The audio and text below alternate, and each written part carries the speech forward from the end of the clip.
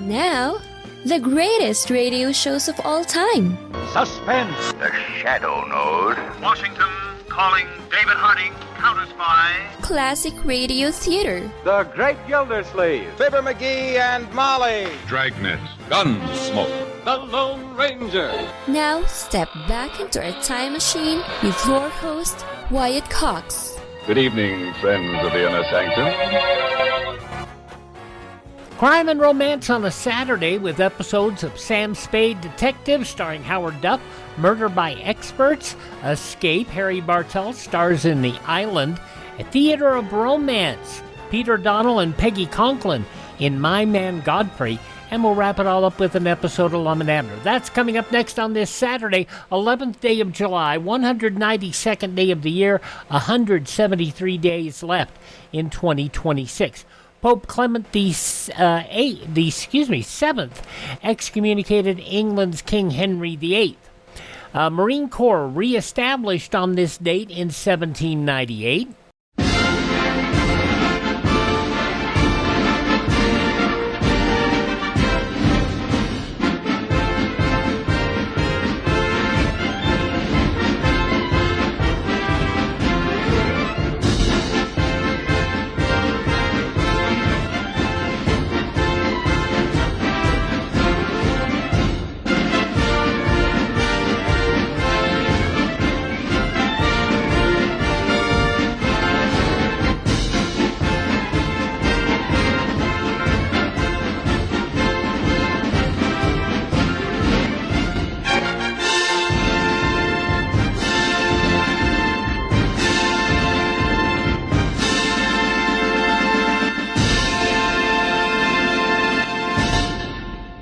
The Marine Band with the Marine Hymn. The Marines had been disbanded after the American Revolutionary War, reestablished on this date in 1798.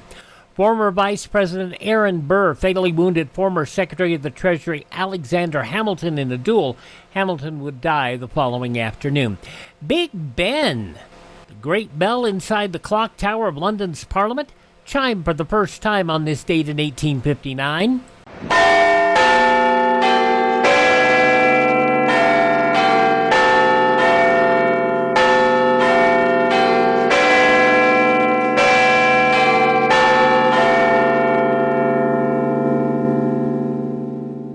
And Big Ben chimes every hour at the top of the hour here, just one single chime, bong, here on our local radio station. Confederate General Jubal A. Early and his troops attacked Washington on this date in 1864. They retreated the following day, ending the Confederate threat to occupy the capital. Babe Ruth made his Major League Baseball debut on this date in 1914 as a pitcher for the Boston Red Sox. In 1977, Reverend Dr. Martin Luther King Jr. posthumously awarded the Presidential Medal of Freedom for his work to advance civil rights. It is highly significant that you, Mr. President, a white Southerner, would become the first American president to recognize the importance of Martin Luther King Jr.'s contributions. His widow, Coretta Scott King, that speech and that award made on this date in 1977. The U.S. and Vietnam established full diplomatic relations on this date in 1995. This moment offers us the opportunity to bind up our own wounds. They have resisted time for too long. We can now move on to common ground. President Clinton, and it really irritated a lot of people back in 1995, that we were reestablishing diplomatic relations with a country very strongly communist. And yet, I will tell you that of all of the countries in the world that have embraced communism and socialism, Vietnam is probably the closest to any sort of success story. In 2004, on this date, CIA Director George Tenet left his position in the agency.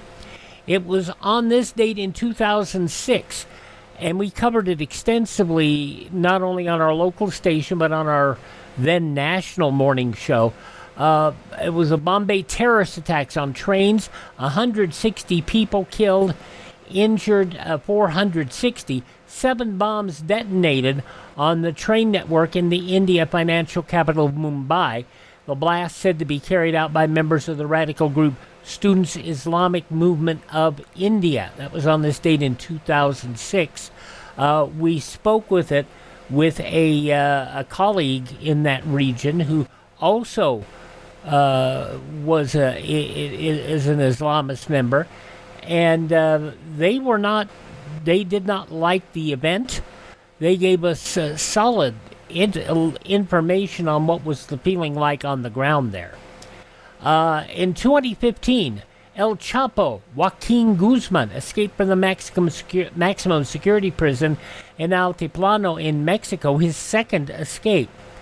And it was on this date in 2019, R. Kelly, arrested in Chicago after he was indicted on 13 federal counts, including sex crimes.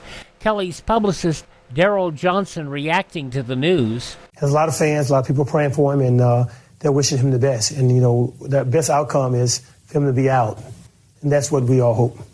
Kelly would eventually be sentenced to 30 years in prison on racketeering and sex trafficking charges.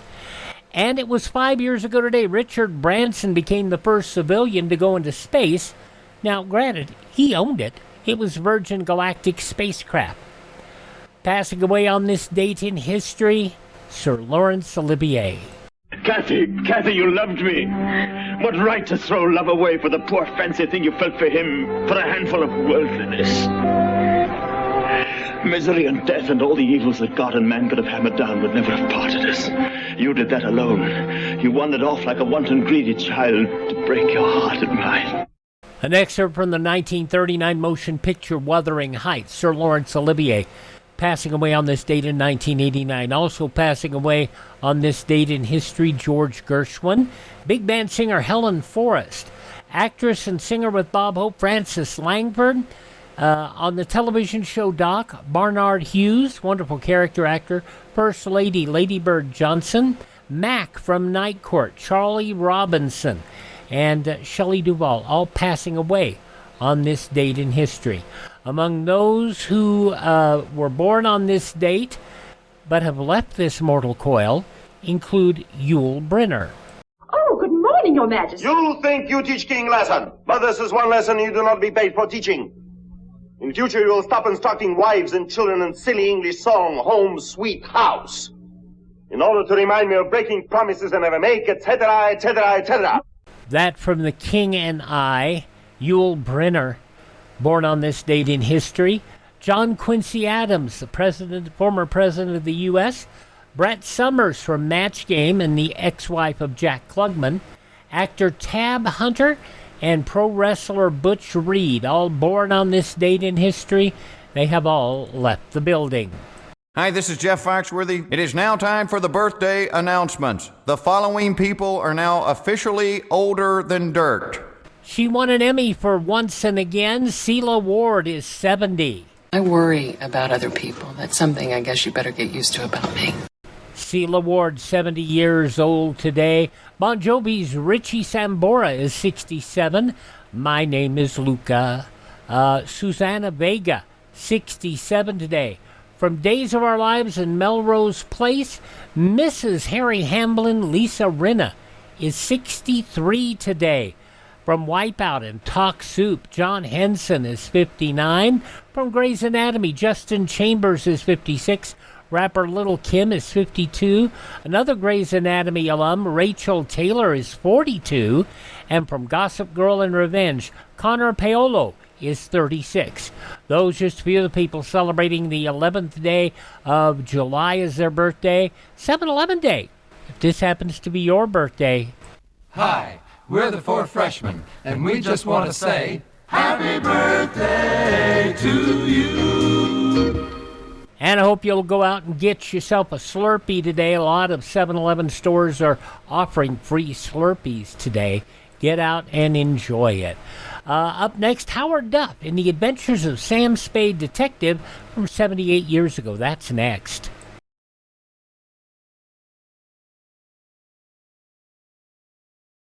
In case of enemy attack on our country, these two numbers, 640 and 1240, may save your life. They are your Conelrad frequencies. Remember, 640 and 1240. Get out your Wild Root Cream Oil. It's time for Sam Spade Detective, starring Howard Duff from 78 years ago, June 11th, 1948, and The Wheel of Life caper. The Adventures of Sam Spade, Detective, brought to you by Wild Root Cream Oil Hair Tonic, the non-alcoholic hair tonic that contains lanolin. Wild Root Cream Oil, again and again, the choice of men who put good grooming first.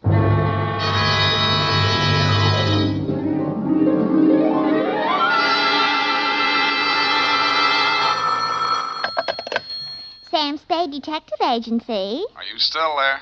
I believe that interpolation is hardly rhetorical, Mr. Spade. To what have you been up, if you'll pardon the expression? And has that girl regained her facilities? I wouldn't know, but her faculties are as good as ever, if you'll pardon the expression. Mr. Spade, sometimes I think you're a regular philanthropist. Don't you mean philanderer? How much money did you make out of that case? Well, I broke even anyway. That's what I mean. You're a philanthropist. Well, you know best, Bernadine. By the way, was that man really murdered with a buzzsaw, or was that just publicity? He really was, Bernadine. Why? There just happened to be one lying around. Oh, I don't mean that. Why was he killed? For the Wheel of Life. Oh. You're not going to ask what that is? Some curio, no doubt. Listen, Bernadine, the Wheel of Life is, oh, well. I suppose I don't have to tell you to stay where you are. Just sit quietly with your book in your hand, and I'll be right down to dictate my report on the Wheel of Life caper.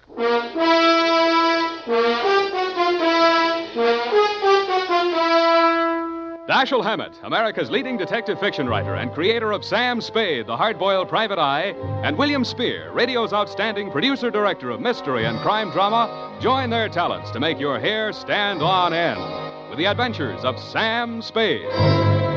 Presented by the makers of Wild Root Cream Oil for the hair.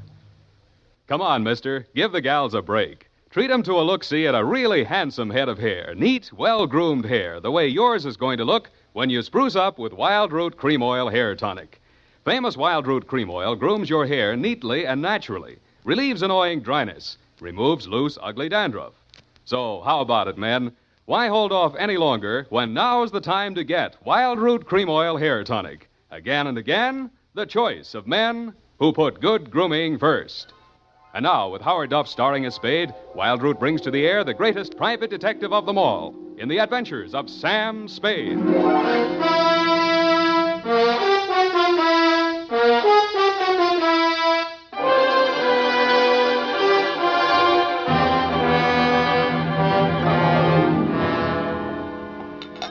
I went down to St. James Infirmary to see my baby there. Ready, Bernadine, little flower? I'm way ahead of you. Keep it clean. No more than 3 erasures per page. Okie dokie? Doke. I mean date. Oh, I'd love to. July 11, 1948. To Detective Lieutenant Dundee, Homicide Detail, San Francisco Police. Subject, the Wheel of Life caper. Now, don't go away, Bernadine. I don't know why these things always have to happen to me. Under private detectives in the San Francisco Classified Directory, they're listed somewhere in the neighborhood of 60 agencies, several with large display ads. But somehow she managed to find me. It's all so strange, Mr. Spade. I hardly know where to begin. Well, the beginning is always a pretty good place to start, Miss O'Farrell. Yes, the beginning. It was like waking out of a nightmare you can't remember. Everything seemed out of proportion. Even the buildings along the street seemed to be leaning at a crazy angle. And then I realized I was traveling down a hill. I looked wildly around for something to help me get my bearings, and there was a street sign, O'Farrell. It stuck in my mind, so I gave it to your secretary when she asked for my name. Uh-huh. What's your real name? I don't know. I don't know who I am, where I came from, or where I'm going. Mr. Spade, I'm so frightened. Now, wait a minute. A lot of people suffer from temporary loss of memory. Most of them recover. But amnesia is a sickness, and I am not a doctor. Oh. And you won't even try to help me? Well, I can give you the name of a good head doctor right here in the building. There's also missing persons. Oh, but I'm not a missing person. I'm right here. Yeah, I mean, where you aren't, somebody might be missing you, n'est-ce pas? But the police... Oh, I'd rather not. I might be wanted for some crime. How do I know? You sure you want to find out? Oh, yes, I do. It's terrible not knowing. But I want to find out for myself. Can't you understand that? What do you think I can do for you? You might save my life. From what? I'll try to tell you exactly how it happened. First, I looked at my watch. It was 3 minutes past 10. The cable car stopped at the corner and a man got on. I couldn't remember ever having seen him before, but then I couldn't remember anything. He sat down beside me and he caught hold of my arm. I tried to pull away. Well, you can see the marks where he... Yeah. Well, who was he? He acted as if I were... I think I know what you mean. Did you find out who he was? No, I was too frightened to speak. What did he say? He sort of growled it out of the side of his mouth, but it sounded as if he said, Lathrop wants to see you. Mm-hmm. You remember anybody named Lathrop? I can't remember anything before 3 minutes past 10 this morning. Well, let's go on with since then. The guy grabbed you, said somebody named Lathrop wanted to see you, and then what? Well, I went into a panic. I managed to jerk away from him, and I jumped off the moving car, and then I looked in the classified section, and I found you. Why me? Well, I don't know. The name, I guess. A Spade to dig up my past. Please, Miss O'Farrell. Do you think I'm very silly? No, I think you're very beautiful. I wish you could remember whether you're married or not. Oh, no. Well, at least I have no wedding ring. What have you got? I mean, besides what's visible. Well, I couldn't find much of anything. I went over my clothing. There don't seem to be any marks of any kind. Oh. Well, you got any money? Well, a little over $300. Let's have it. The purse, too. All right. Lipstick, aspirin, bobby pins, Kleenex. Nothing here that couldn't have been bought in any drugstore. Powder. Hey, what kind of powder is this? Then there was this in my coat pocket. A match folder. Sailor's Rest Bar, Hotel Calcutta, 1100 Embarcadero. Little number written inside. 120. What's that, a room number? I don't know. My purse, you have to destroy it. Here's $10 of your own money. Buy a new one. Wow. Did you find something? Coin, Chinese bit. Good luck piece, probably sewn in by whoever made it, maybe in China. That ring any bells? No. No, I'm afraid not. Shoe. What? Your right shoe. Let's see it. Take it off. You aren't going to tear it up the way you did the purse, are you? Dust. Plaster dust. Is that a clue? I don't know, is it? I'm not a detective. Well, you are in this case, baby. If it doesn't mean anything to you, it doesn't mean anything. Well, it doesn't. And that's everything. What am I going to do? Well, let me see. First, we better give you a name. O'Farrell's all right. You look like, Lana would do, but, no, that's in use. How about Poppy for forgetfulness? Poppy O'Farrell. That's a funny name. Oh, you think so? Huh? I think I like it. You do? I think I like you, too.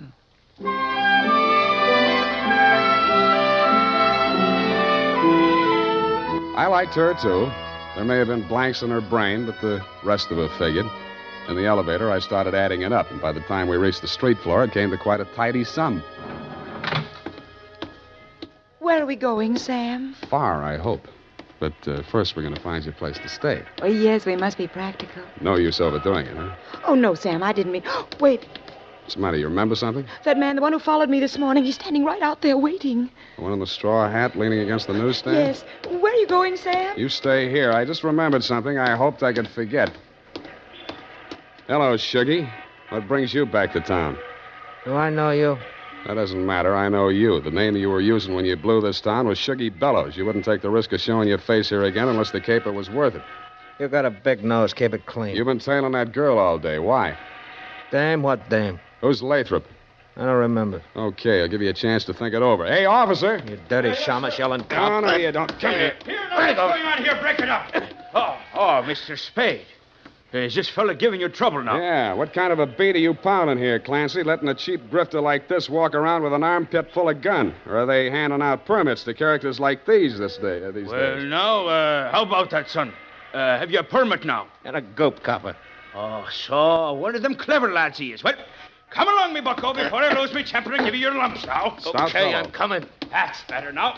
Much obliged, Mr. Spade. I'll pay you for this, shamus. And a goop to you, too.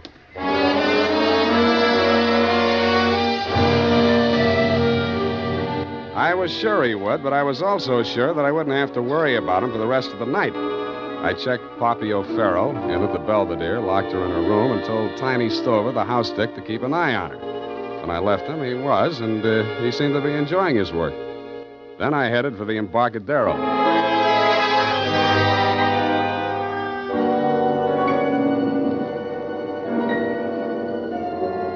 I found the Hotel Calcutta, but I couldn't find the lobby. There wasn't any. It had been squeezed out by the Sailor's Rest Bar.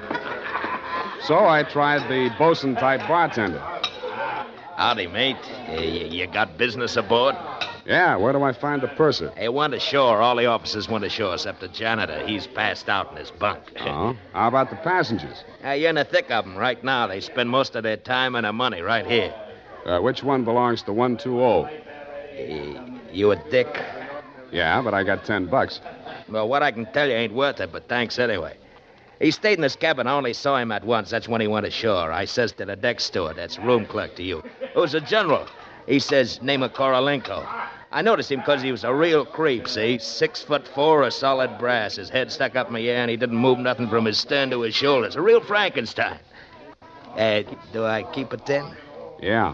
Do I get a look at his room? Yeah, sure. Go ahead. Who's stopping you?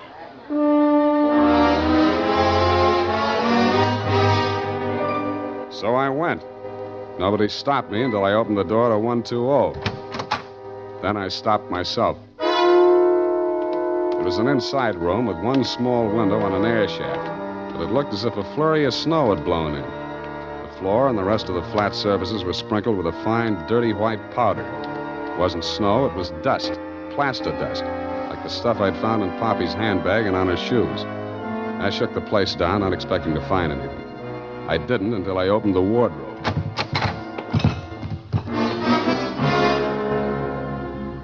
It was the body of a well-dressed ship surgeon, but his uniform was rumpled, torn, and bloodstained. From the look of him, his throat had been cut. I wondered if Poppy would be able to jog her memory that far back. When I found the murder weapon, I hoped she couldn't. I really did. It was not a knife. It was not even a razor. It was an electric buzzsaw. That tore it.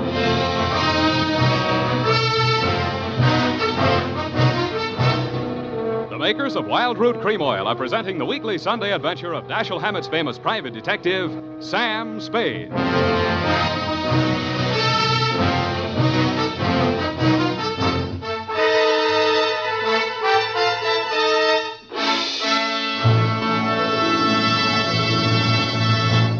If you want the well-groomed look that helps you get ahead socially and on the job, listen. Recently, thousands of people from coast to coast who bought Wild Root Cream Oil for the first time were asked, how does Wild Root Cream Oil compare with the hair tonic you previously used? Better than 4 out of 5 who replied said they preferred Wild Root Cream Oil. And no wonder. Wild Root Cream Oil grooms the hair neatly and naturally, relieves annoying dryness, and removes loose dandruff.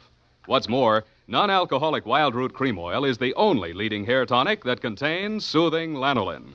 So ask for Wild Root Cream Oil Hair Tonic. Again and again, the choice of men who put good grooming first.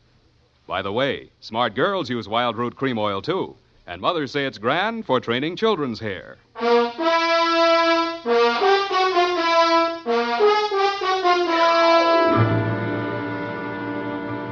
And now, back to the Wheel of Life caper. Tonight's adventure with Sam Spade.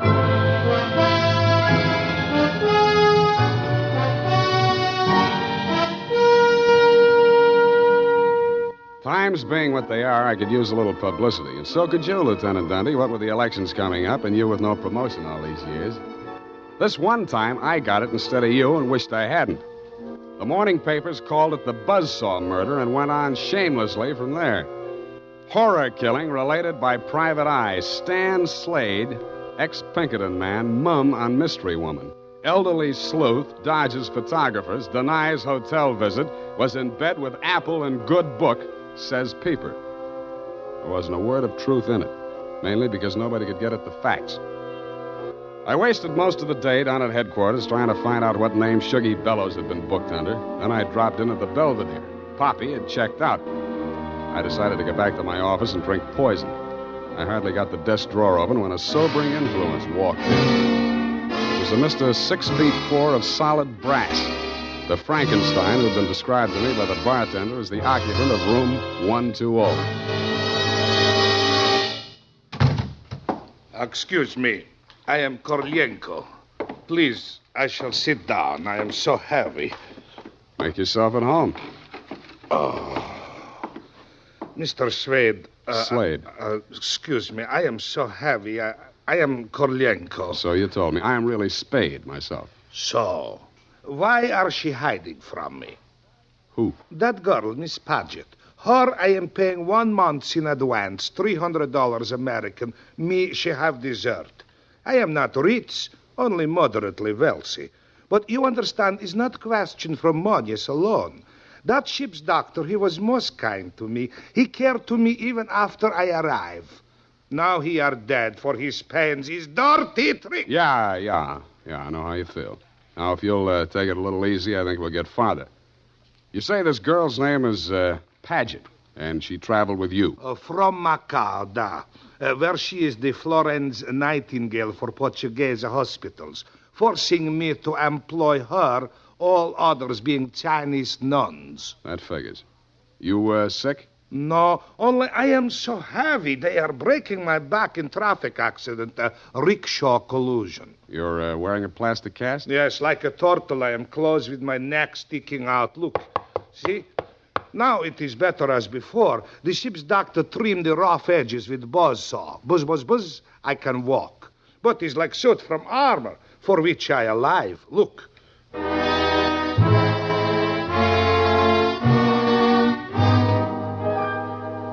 I looked again where he opened his shirt front, exposing the gray-white shell of plaster that surrounded his trunk from collarbone to hips.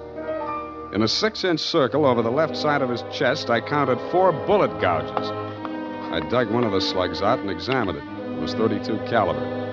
The plastic cast, which was molded to the shape of his body, was no more than 1 inch thick. I didn't see how it had stopped the slugs, but it had. About then, the parts of Korolenko that were not held rigid in the cast began to tremble violently. Why are they doing this? Why? To a virtually helpless man. Why, Mr. Spade? Why? Where did you have that cast put on? Don't I said Macau? The Portuguese hospital there? The same. They are hanging me up with the neck and plastering me. Comes great pain, they put me to sleep from anesthetic. I are waking up in ambulance arriving at shipboard. Why you wish I should tell you my operation? More important things we should be discussing. I think so, too. I think Miss Paget and her friends had something they wanted to smuggle out of Macau and into San Francisco, and you're it. Oh, excuse me. I am not comprehensible. Look, I mean, while you were out with the anesthetic, they planted the goods, whatever they are, in or under your cast. Oh, that is why I am so heavy. The wheel. The what? The wheel. Look, I'll show you. He hauled a manila envelope out of his overcoat pocket and waved it in my face. I took it over to my desk and fished out the contents. It was a set of X-ray films. 3 of his spine, showing the fractures, 4 of the skull, 3 I couldn't figure out, and 1 of his rib cage, only something new had been added. In silhouette, it looked like the wheel off of a child's wagon. What is it, this wheel? What to do? 6 months I must remain in this straitjacket. If I remove it, I die. If I keep it on, they kill me to get their smuggled. Well, you look to me like the luckiest man alive. That wheel, or whatever it is, saved your life by stopping 4 slugs. But still I shall die. How shall I die? When shall I die? Your best advices, please. Korolenko, I think you better die right now. Excuse me? It's the only safe place for you. The morgue.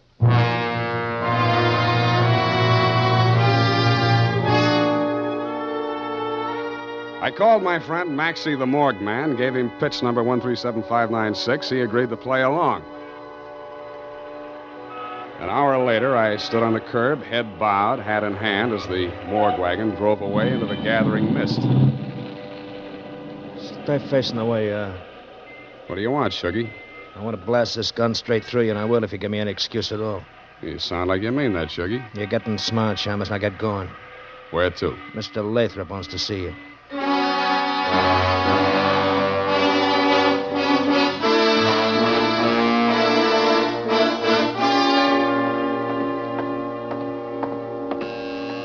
Oh, yes, coming. Oh, Shuggy, dear boy, you've not failed me this time. This will be the fabled Mr. Spade, eh? Come in. Sit down, Mr. Spade. We'll talk. Tell your Gunsel to get that pistol out of my ribs. Oh, yes, indeed, Sugar. You mustn't overdo it. And get him out of here. I'm tired and nervous, and my price goes up $1,000 every minute he's in this room. When I get to 10,000, I kill him. Then the price jumps to 100 to take care of me on a murder rap. I should ought to plug you downstairs. Come, Sugar, don't be ungracious. You wait in the other room now. Okay, it's your party. I'll get mine later. Oh, dear. His bite's much worse than his bark, Mr. Spade. Don't start boring me so early in the evening. I came here to talk about the wheel. Oh, so you know about the wheel. I do better than that. I've got it.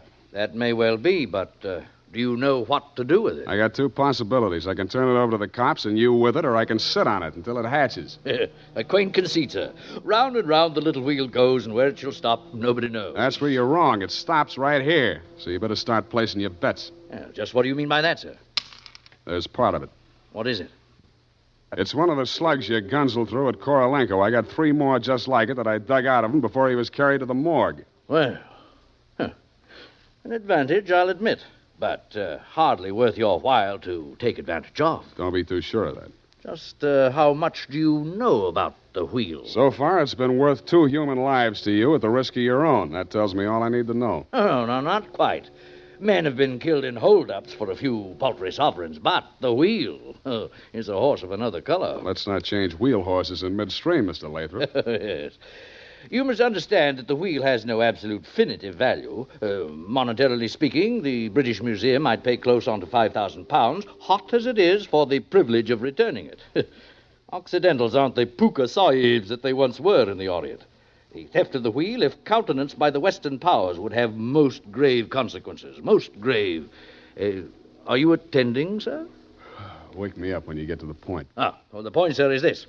That little wheel of gold, is the wheel of life, which the Buddha himself is said to have received into his hands from paradise. Now, given such a relic, a few old Buddhist monks can set up a shrine which, even in the most miserable surroundings, can attract enough pilgrims to outgross Radio City, Madison Square Garden, and Miami Beach in season. To say nothing of Hialeah. Yes, quite. In short, we propose to act as booking agents for the wheel on a royalty basis with a percentage of the house. Mm-hmm. Why did you bring it to San Francisco? But good gad, sir. Were we to bargain in the Orient, we should be hacked to pieces in our beds. I'll settle for a lump sum and let you do the bargaining. And your price, sir? We can talk money later. First, I got to give the cops somebody for the doctor's murder and for Korolenko. Well, that ought not to be too difficult. When may I expect delivery? I'll check on it. I went down to St. James Infirmary. City morgue. Maxie, Sam Spade. Yeah, Sammy. Deal's okay. Send it up. The address is... Sam, wait. Yeah? Sam, he ain't here no more. What happened? Somebody claimed him. A girl.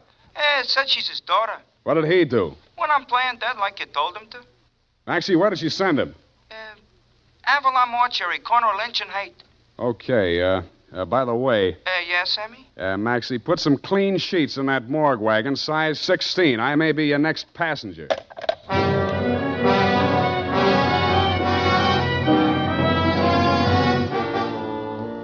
At the Avalon Mortuary, the night watchman let me in. He said Mr. Korolenko's daughter had brought an overnight bag and was keeping a vigil by his beer in slumber room number 7. I approached on tiptoe. Just as I reached the door, I heard the most terrible sound I've ever heard. It was a buzzsaw biting into plaster. How deep, I didn't like to think. I did the first thing that popped into my head. I grabbed up a lamp from a console, smashed the bulb, and plunged it into a vase of flowers. As luck would have it, slumber room number 7 was on the same fuse box. As luck would not have it, I was facing a desperate woman in the dark. I hugged the carpet while she emptied her gun. I hoped she didn't have a spare. I forgot about the buzzsaw. The room lighted up momentarily from the lights inside my head, and I staggered back against the wall. I waited for her to get her bearings again. There was no hope of me getting mine. Then I heard a big, hollow thud. The whole room shook, and the lights went on. Poppy O'Farrell and/or Paget lay on the floor under the stony weight of Korolenko plus 60 pounds of plaster. Get up! Get up, you crushing me. I can't. I am so heavy. You comfortable there, Korolenko? Comfortable in such situation? Do you ask the turtle, are he comfortable? Is Faker on bed of nails? He's equally here as elsewhere. Yeah, okay. Just hold her there until I get a statement. And he did. Item, statement by the aforesaid. It was like waking out of a nightmare you can't remember. Everything seemed out of proportion. That was her story, and I had to admire the way she stuck to it. But if you keep trying, I'm sure she'll get back enough of her memory to confess that she planted the wheel of life in Korolenko's turtle shell when she decided to double-cross Shuggy and Lathrop. They never tumbled to her hiding place. They were gunning for Korolenko because they thought Poppy was working with him, which was true in a way, but not the way that they thought. That's why they tortured the doctor in an effort to learn Kay's whereabouts. I understand your boys have picked up the rest of the trio, and they can tell you everything except why I conceived the brilliant idea of having Korolenko play dead. Between you and me, amnesia's a handy little gadget to have around, Dundee. I'm trying to draw a few strategic blanks myself. Period. End of report. Pardon me, Mr. Spade. Yes. There are just a few little coincidentals that I do not find entirely reprehensible. Such as? Well, I don't want to appear lucid or anything of that type. Believe me, you doesn't. I mean, don't it? Oh, you say the sweetest things. But it's about the wheel. Oh, yes, the wheel. Well, I'll tell you what you do. You type that up. I've got a call in about that now.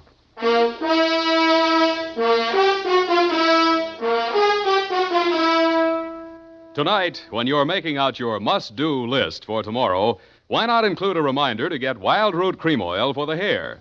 Honestly, man, you'll be delighted with the neat, natural way Wild Root Cream Oil grooms your hair. The way it relieves that annoying dryness and removes loose, ugly dandruff. Just try it and see if I'm not giving you a good steer. Make a note right now to call at your drug or toilet goods counter for Wild Root Cream Oil. Get the big economy bottle and the handy new tube that's easy to pack when you travel. Also, ask your barber for a professional application of Wild Root Cream Oil Hair Tonic. Again and again, the choice of men who put good grooming first. Did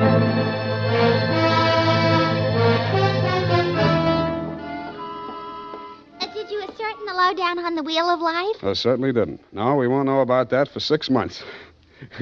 Because definitely, that plastic cast has to stay on him. Doctor's orders, you know. Oh, but I won't be here 6 months from now. You can say that again. But I won't be here 6 months from now. Stop repeating yourself.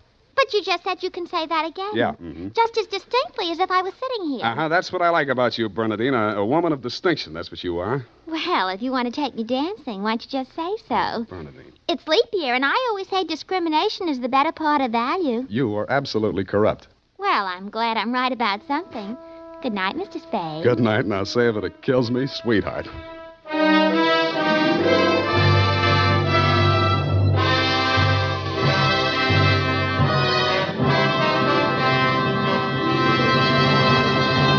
The Adventures of Sam Spade, Dashiell Hammett's famous private detective, are produced and directed by William Spear.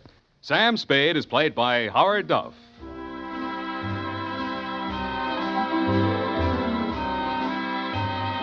The Adventures of Sam Spade are written for radio by Bob Tallman and Gil Dowd, with musical direction by Lud Gluskin. Gil Dowd directed tonight's broadcast in William Spear's absence. Join us again next Sunday for another adventure with Sam Spade, brought to you by Wild Root Cream Oil. Again and again, the choice of men who put good grooming first. This is Dick Joy reminding you to get Wild Root Cream Oil, Charlie. It keeps your hair in trim.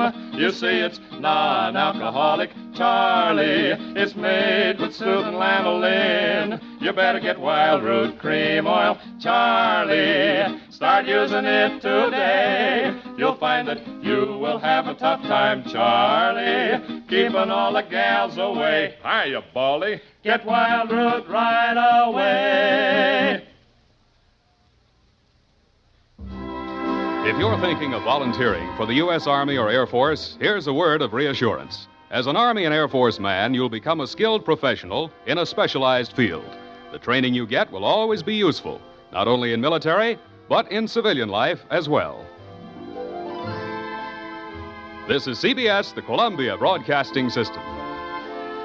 If you noted Effie sounding a little different today, it was not Lurene Tuttle who did that for many years. It was, in fact, Sandra Gould. I'm assuming Lurene Tuttle was off on vacation. From 78 years ago, July 11th, 1948, The Adventures of Sam Spade, Detective, starring Howard Duff here on Classic Radio Theater with Wyatt Cox. Up next, we will have Murder by Experts.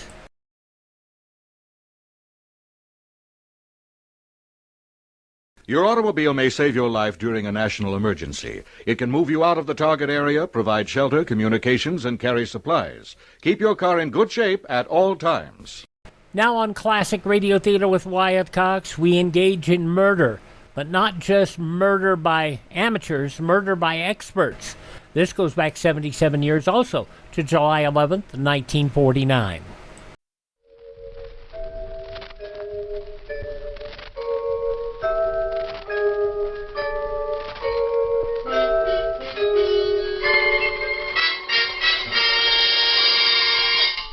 Murder by Experts.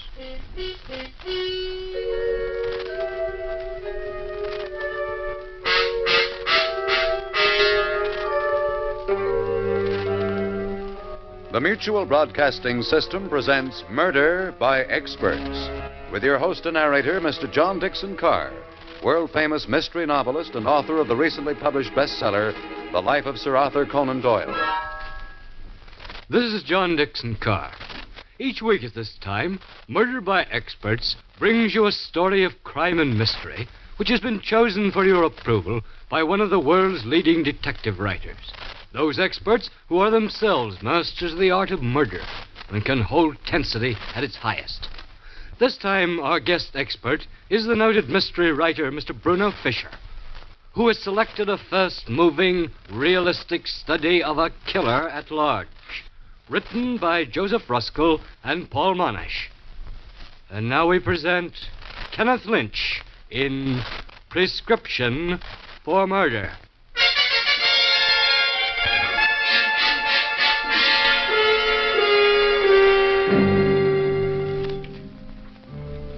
On a Midwestern highway, a car bearing two men moves at a good speed through a dark and stormy night.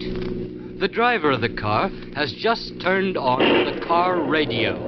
Now for the local and state news. A giant manhunt is on tonight for escaped convict Curly Elkins, who shot his way out of the state prison at Harmon a few hours ago, killing two guards in the getaway. Roads in the vicinity of Harmon have been blocked, and search parties are combing the woods for the escaped desperado. All citizens are asked to be on the alert for Elkins, who is armed and dangerous. Elkins is 6'2", blue eyes, brown curly hair, pale complexion, with a horizontal scar on the left cheek. He was last seen wearing... Why did you turn it off, Doc? Well, that is, the fog's bad enough without news like that distracting me. Hey, watch that wheel, Doc. Your hand's shaking. Why are you so nervous? Nervous? Well, it's just this fog. I can't see an inch ahead of me. It gives me the jitters. Oh, yeah. Say, thanks for stopping to give me a lift. Oh, that's perfectly all right. Didn't think I'd ever get a lift tonight. No one likes to take on a hitchhiker. You from these parts? In a way. You said you were going into town? Yeah. Which town? Oh, same one you're headed for. Somerset? Yeah, Somerset, that's it. No, it's funny how you get chummy on the road and tell your life's history, huh? So you're Dr. Richard Bennett. You're going to Somerset to take over some ailing old MD's practice. His daughter, too, huh? What's her name again? Marcia? Yes. What town did I pick you up at, friend? Harmon. So you've never seen Marcia or her old man, huh? Why, no. No, I haven't. Just exchanged letters with her from overseas Japan. Now here you are, coming to a strange town to take over. Life history. It's funny the way guys open up on the road, ain't it? Now you take me. You know all about me, too, huh? No, I don't. You sure? You didn't say a word. Didn't open your mouth till now, just now, and... When what? When you turned the radio off and stared at me? I stared at you? Yeah. Watch the road, Doc.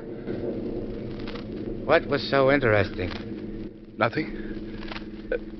Nothing at all? No, come on, tell me, Doc. Why did you look at me like that? Why the sudden once-over? The once-over? What gave you that idea? Never mind my ideas, Doc. I'm wondering about yours. But listen, You suddenly got a bright idea, didn't you, Doc? You saw the light, huh? Maybe you can see this, too, this gun. Now, wait a second. Okay, Doc, just pull over to the side of the road. Come on, Doc, be smart. Pull over. Oh, no. No, I'm not going to pull over. I'm going faster. It's 55 now, 60. You can't shoot me, Elkins, not now. Not while I keep it going this fast. You got this figured all wrong, Doc. I can let you have it. After all, what have I got to lose? If I get caught, it's the chair. If we go off the road, so I get killed, so what? But you get killed too, Doc. And you've got a lot to lose. Now, look. I'm going to count to 5, Doc. If you don't stop by then, I'm going to give it to you. 1. Listen, Doc, stop the car now and you'll be okay.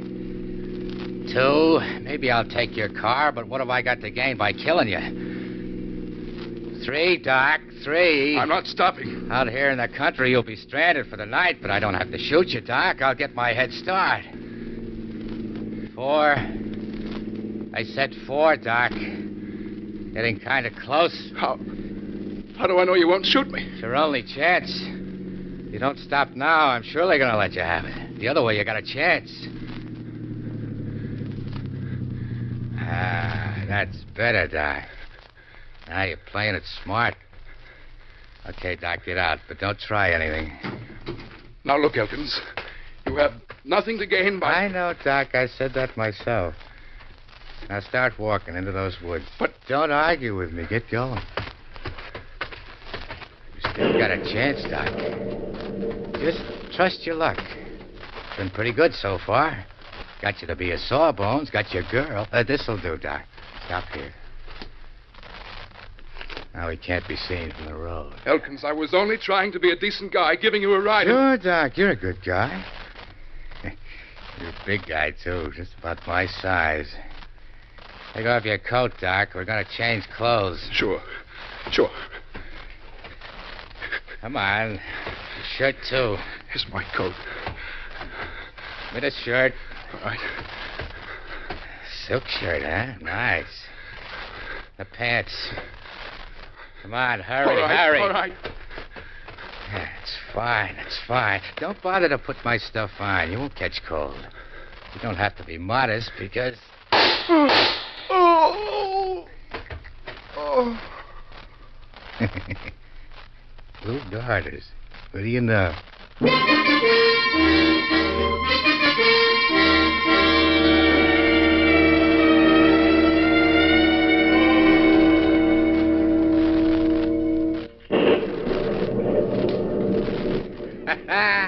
No sooner closed in the car. What a break. Well, now to get going.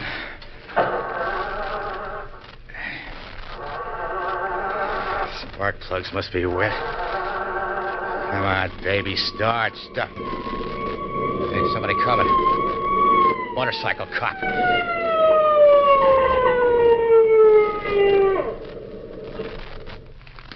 All right, you. What's the idea? Oh, what's the matter? Your tail light's out. Want somebody to come along and smash into you? Gosh, it was on last time I noticed. Headlights are okay. Let me start my motor, see if that makes any difference. All right. Maybe it went on then. All right, just a second. I'll have a look. No, switch on your brights. See if it works that way. Okay, just a second. Yeah, copper, just a second while I shift into reverse like this. Ah! Dumb copper.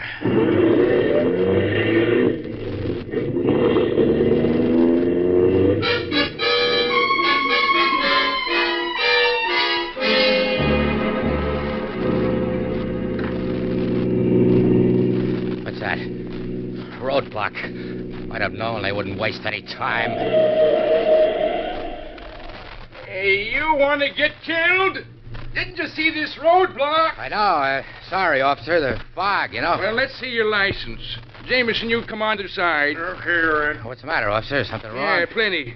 Some guy escaped from the state prison. Now, let's see your license. My license? You got one, ain't you? Yeah, it's right here. My wallet someplace. Yeah, here it is. Let's see now. 6 feet 2, 190, brown hair. Bennett. Dr. Richard Bennett? Huh? Oh, so you're the new doc coming to Somerset. What? Yeah, that's right. Yeah, I heard old Doc Milburn's been expecting you. Doc Milburn's expecting him. The whole town's expecting him. Well, excuse us for stopping you like this, Doc. Yes, sir. This is a heck of a reception. Practically being me mistook for an escaped convict. Well, look, Red, I got an idea. Why don't we greet Doc Bennett here in style? You're going off duty in a few minutes anyway. Give him a motorcycle escort to Marsh's place. Hey, that's a swell idea. Wait a minute. Won't take no for an answer. No, sir. Boy, would I like to see Marsh's face when you pull up with that siren going. Now, look, fellas, I appreciate all Skip this. it, Doc. I'm already on the motorcycle. Come on. Let's go. Go ahead, Doc. If my relief shows up in time, I'll bring up the rear.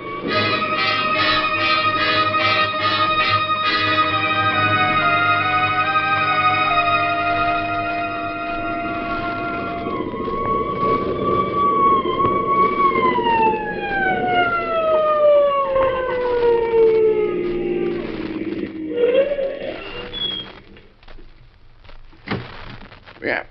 Here we are, Doc. Here's the house. Well, thanks a lot, officer. I'll see you later. Sure, but let me get Marcia first. No, that's all right. You just run along. I don't mind at all. Hey, Marcia. Marcia. Hello, Red. Is something wrong? Wrong? Everything's fine. Look who I got with me. Who? Him. Don't you know him? Well, Red, I never saw that man before in my life. Hey, what goes? Look, didn't you say you was Dr. Richard Bennett? Why, yes. Dr. Richard Bennett. Oh, Dick, can you ever forgive me? Say, what is this? I thought you'd recognize me at first sight, Marcia, after all our letters. Oh, Dick, do come in, please.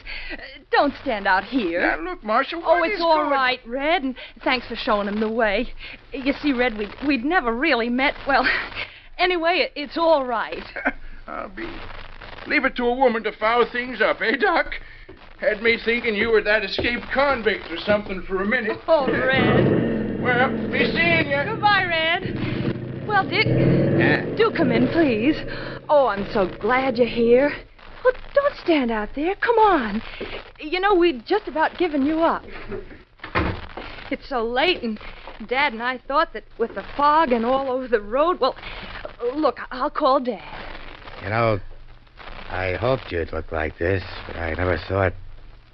But I would have known. Oh, I think I'd have known you too, Dick, if you'd given me 1 second more. Tall, serious looking, but you didn't write me that you were wounded. Wounded? Well, that scar on your cheek. Oh, that. Well, Who's that? Just came in, Marcia. Dad, he's here. Who? Dr. Bennett. Dr. Bennett, well, at last. Hello, Dick. Don't mind my calling you that, though we've never met. Good to see you, Dr. Milburn. You must be tired and hungry. Well, I am a little. Of course you are. I'll show you up to your room, and Marcia, warm up something for Dick. All right, Dad. Hurry, or I'll tell Dick all about Scotty, the motorcycle cop you used to keep company with. Oh, Dad. Until your male romance started, of course. Well, we can all have a nice long chat. You two can talk about those soulful letters, but save me a moment with him, Marcia, to discuss his new patient. All right, Dad. And I'd like him to see some X-ray plates I've just developed. Right this way, Dick. Okay. Over here. Here they are, Dick. X-ray shots. Get to know your future patients inside out. Yeah. I know it's late, but here's one I'd like your diagnosis on. My diagnosis? We'll see if it checks with mine. Here, take it. Now hold it up to the light. Ah. What do you make of it? What do I make of it? Well, I'd say... What? Dick. Huh? You will have your little joke, eh? What do you mean? Oh, you know well enough what I mean. You're holding that X-ray upside down.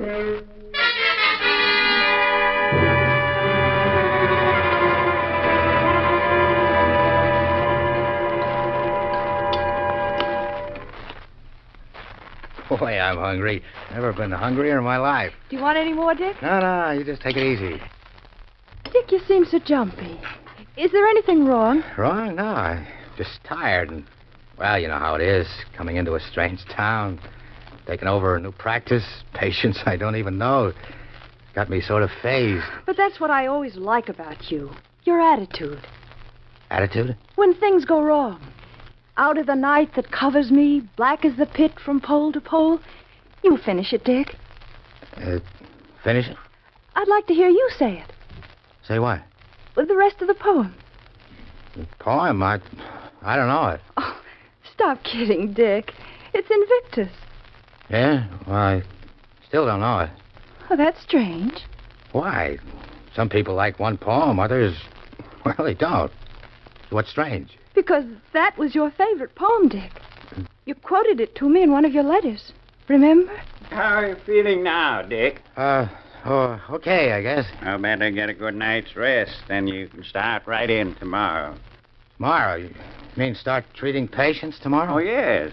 Sooner you take over, the better. Oh, but I'm all fagged out, Doc. I need a rest. Oh, by tomorrow, you'll be as fresh as daisies. No. Look, I need a couple of days. That's all. A couple of days, and then I'll be all set. Well, Dick... Let me get accustomed to things, and then... I'll see who it is, Dad. Yes. Excuse me, Dick. Is your dad in, Marcia? Yes, Red. Oh, good Lord, what's happened? There's been an accident. Why, it's Scotty. Yep. He must have got run over. I found him lying on the road near his motorcycle. Unconscious. Dad, come here quick. What's happened? It's Scotty. He was run over. Oh, great heavens. Bring him into my office. Easy now. Easy. All right, Doc. Take it easy. Yeah. Put him down there. Here? Yeah, on the couch. Okay. Scotty? Oh, Scotty. Looks like hit and run, Doc. Yeah. I'm going down to headquarters and report it. Yes, Fred, you do that. Call me at headquarters when you're finished. Marcia, this is Here, Dad. Got to cut away his uniform. Scotty, this is Marcia. Listen, Scotty. What happened? No nasal or oral hemorrhage. Good. Some guy. Car parked at the side of the road. Easy now. I want to listen to your heart. How is he, Father? He'll be all right. Oh, thank goodness. Multiple contusions and abrasions. Will you have to move him to the hospital, Dad? Not now. First aid right now. He ran over me on purpose. Meant to kill me. What? I think it was escaped killer. Curly Elkins. Curly Elkins? Did you get a good look at him? Scotty, describe him, and we'll notify headquarters. Well, his height was about... Dr. Milburn, I'll take over this Oh, patient. Dick. But, Dr. Bennett, I don't... Well, I thought you wanted to wait a few days. I know, but you were right. I got to begin sometime. It may as well be now. That voice. What is it, Scotty? That voice. Just now. Lost consciousness again. What did he say? I don't know. Something about a voice. Just leave him to me. I'll handle it. Well, let me explain the case. I know. It's an accident case. How did you know? Well, I'm a mind reader.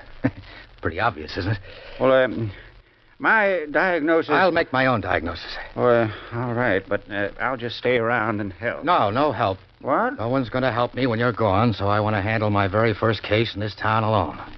Very well. But, Dick, can't I? I always help Father in cases like... No, Marcia. You go, too. Now, don't worry. I know he means a lot to you both. Rest easy. I'll take good care of him. Very good care of him.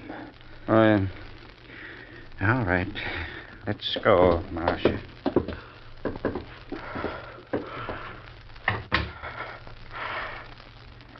How do you feel, Scotty? Who are you? Don't you know?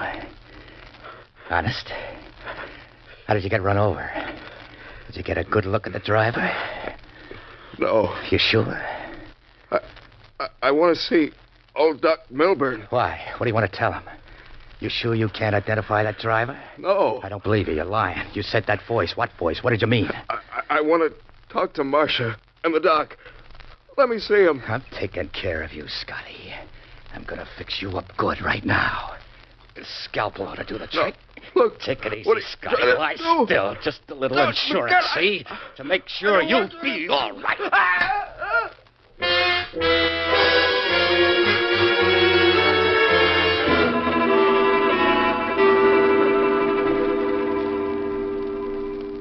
I wish he'd hurry with Scotty. Dad, there's something funny about him, isn't there? You think so, too? Yes, I do. I recited a poem to him, one he had sent me, and, well, he didn't remember it. Oh. That's nothing to condemn a man for, but I don't know. Maybe we'd better check up while he's busy with Scotty. Yes, I can call his club in Los Angeles, get a description of him. Maybe you'd better. All right. Hello? Hello, operator? Operator? Put down that phone. I said put down that phone. That's better. We don't want the police now, do we? What have you done to Scotty? Get a box for him after I'm gone. Dr. Bennett. You're not Dr. Bennett. That's right. My name is Elkins, Curly Elkins. Dr. Bennett is lying out in the woods with a bullet in his head. Oh, no. I got a bullet for each of you, too, if you make one false move. You're not going to get away with this, Elkins. Dad, don't. Why, you old... Dad. Dad. That was dumb of you, Doc. Never rush a guy with a gun. Now, listen to me, both of you. In case the cops return to check on Scotty's condition, you won't let him in the door. Scotty was fixed up, see, and went away for arrest. If either of you say one word out of turn, you're going to get it. What do you want from us? Why don't you leave? I'm staying right here, sister, right in this house until the heat's off. Remember this. I'd just as soon kill you as look at you. I'm staying put. You're going to cover for me. Because if you don't, if you or your old man try anything or give me away, it's curtains for both of you. Now, how does that sound? Convincing?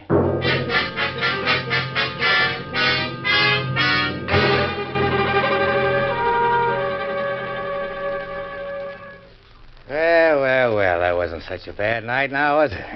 Cozy, just the three of us? Lot better than the pen, huh? You can't keep this up forever, Elkins. Someone's sure to find out. And then... Then it's flowers for you. Yeah, and for your Marcia, too. Get up, Doc. I don't like to see you always laying around, see? He can't get up. You hurt his back when you hit him with your gun. But we'll get even with you, Elkins. You can't keep us prisoners forever. One of us will find a way. You can't always stay up chain smoking. You've got to go to sleep sometime. Yeah, sure I do, sis. But when I do, I'll take your old man into the room with me and tie him up. Then I'll lock the door and sleep with a gun under my pillow. If anyone tries to get into that room... You've got it all figured out, haven't you, Elkins? But what are you going to do in a couple of hours when my patients come in? I thought of that too, Doc. You'll tell them all you got kind of crippled falling down the stairs, see, and you'll send them away. But you won't let out one peep because all the time I'll be upstairs with Marcia. She'll stay alive as long as you play ball, Doc. That's just how long, no more.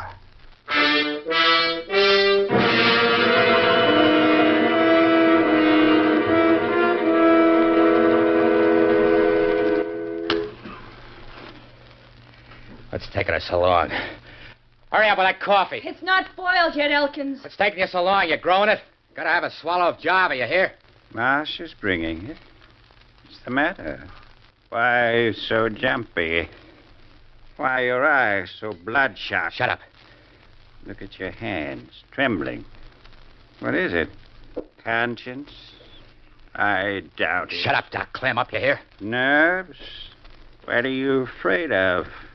You've got the gun in your hand. Clam up, I say, or I'll... Let's see who's jumpy. As soon as I've had my coffee, just wait. Gonna be glad to get rid of me, hey, Doc? Half an hour, it'll be dark, and I'm scrambling out of here. You'll feel good about that, eh, Sawbones? I can't say I'll be sorry. You hear that, Marcia? He thinks I'm going off and leave you two here to blow the whistle on me. He thinks I'm fool enough to do that. What's he take me for, a dope? Elkins, no. Good heavens, man, surely you won't. Elkins, do anything you want to me, but Marcia... She's deaf and dumb. She can't talk to the cops. I promise we won't breathe a word. Not a word. I beg you. Ask me, Doc. Ask me right. Who knows? Come on with that java. Coming. You like it hot, don't you? Give it here. Yeah, maybe I will. Maybe I won't, Doc. Maybe I'll kiss you both goodbye. Or maybe 2 bullets will do it. Can't be sure, can you? Give you kind of a funny feeling, huh? Drink your coffee. Who's nervous now, huh? Don't know if you're alive or dead in a few minutes from now. Ain't that something? Drink your coffee, Elkins. Why? Why what? Why are you so anxious for me to drink this cup of coffee? You wanted it, didn't you? Is it good? I hope so. You hope so, huh? You hope maybe a few drops of poison will do the trick and get rid of me, What are you talking about? You wouldn't try a little thing like that now, would you, to save your own neck? Here, you drink it. Me? Yeah, you drink it. Drink it, I say. Take a few swallows. Very well. Why not? For the silly things. Give it here. There. Are you satisfied now? Okay. Wasn't taking any chances. Give me that coffee now.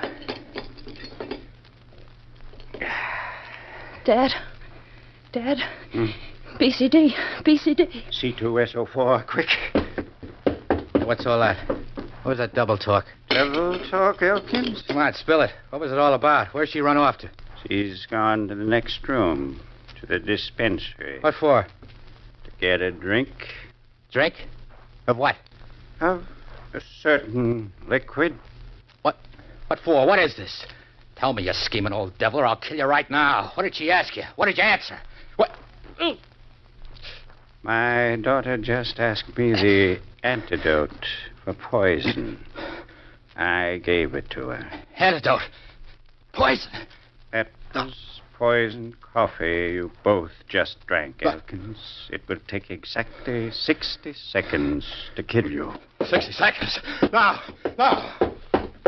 Marcia! Yes, Elkins? May I help you? Do you want something in this laboratory? Antidote, swallow. Oh, yes, I took some myself. I'm quite well now, thank you. Give it to me. Where is it? Now, isn't it a pity I forget? Where is it? What bottle? All these bottles. Which one? Doc, tell me. Tell me which one. My inside's burning. Which one? C2SO4. What's that? The antidote. C what? But the full name's on the bottle. What's it mean? What's the name? You're a doctor, aren't you? Doc. Surely you weren't merely posing. Give me a break. Any doctor would know, Dr. Bennett. Get it for me. It hurts. Get it. I'd be glad to, Dr. Bennett, if you hadn't crippled me. But I can't move. I must lie on this couch, perhaps for life. Or else I'd get the bottle for you and save you. I'll kill you.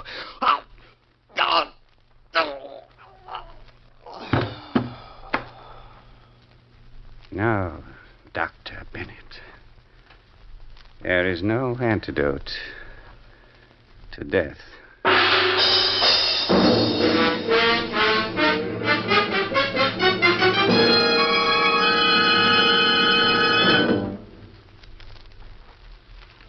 And so the curtain falls on Prescription for Murder, which was chosen by guest expert Bruno Fisher, whose latest thriller, The Restless Hands, will soon be published. Next week at this time, Murder by Experts brings you the story of an invisible menace which terrorizes a whole city. Selected for your approval by the noted mystery writer, Mr. Lawrence Blockman. Until then, this is your host, John Dixon Carr, hoping you'll be with us again next week at this time.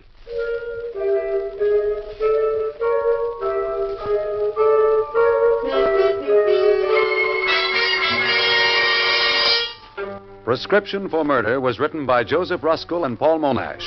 In the cast were Kenny Lynch, Kathy McGregor, Roger DeCoven, Bernie Grant, and Jack Curtis.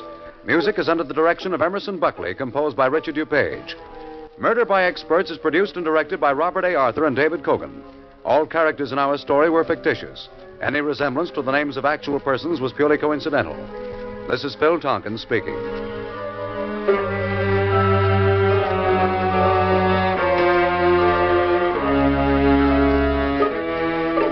This is the Mutual Broadcasting System.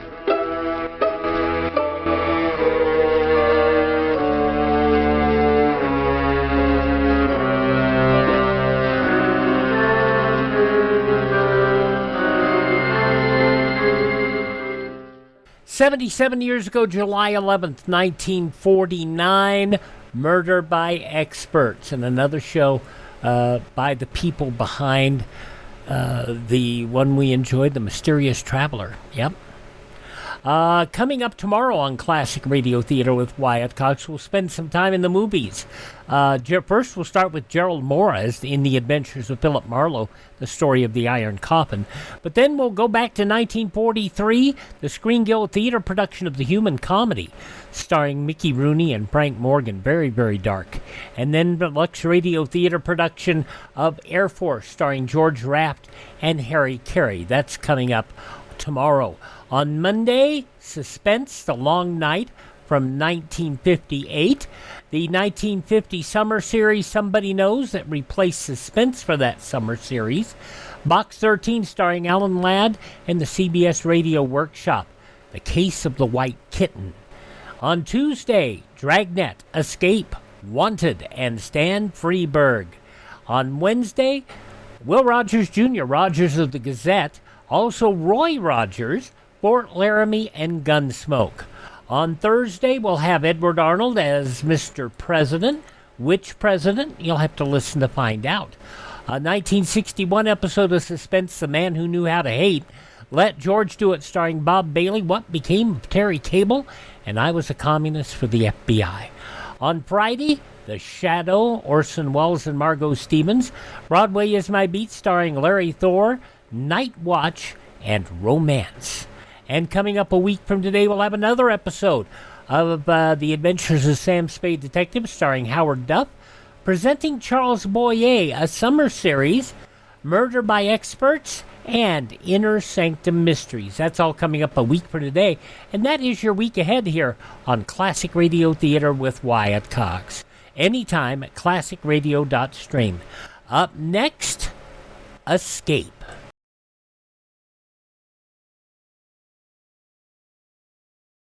During a national emergency, you may have to be your own fireman. Take the first step now. Remove all fire hazards in your home. Eliminate clutter. Store flammables in a safe place. We continue with more Classic Radio Theater by going back 75 years to July 11th, 1951. Harry Bartell, starring in The Island. Another tale of escape. You, finding life rather dull, dreaming again of exotic places, wishing you were somewhere else? We offer you Escape.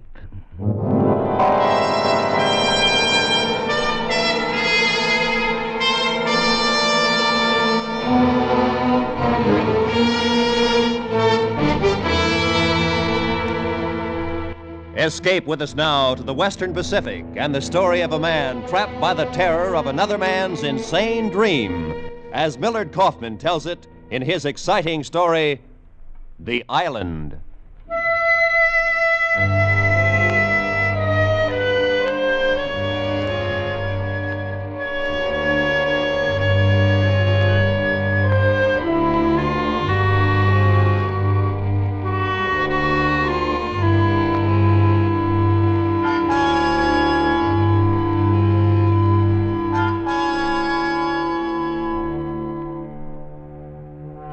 Problem was, what could I do with Robert Lacey? You happen to have a dream book handy with all the charts and categories precisely arranged in alphabetical order? In it, you'll find a dream for loneliness about girls in soft summery dresses. You'll find a dream for hunger, a 2-pound steak, perhaps smothered all over with lamb chops. There are dreams for the traveler, of a hometown far away and long ago. But find me a dream of a place you've never seen, a place that doesn't exist. Awake or asleep, that was Lacey's dream. Corporal Robert Lacey, 2nd Battalion, 4th Marines. A harmless enough dream, I guess, and not to be taken seriously. Or so it seemed until that night when Lacey's dream became my problem. May it was, 1945, in a little wood on Okinawa.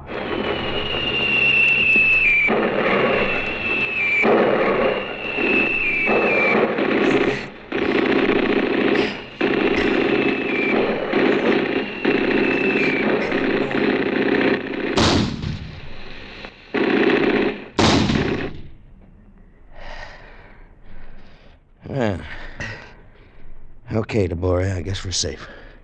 Where are we, anyhow? Oh, a couple of 3 miles behind the Jap lines. So how safe is that?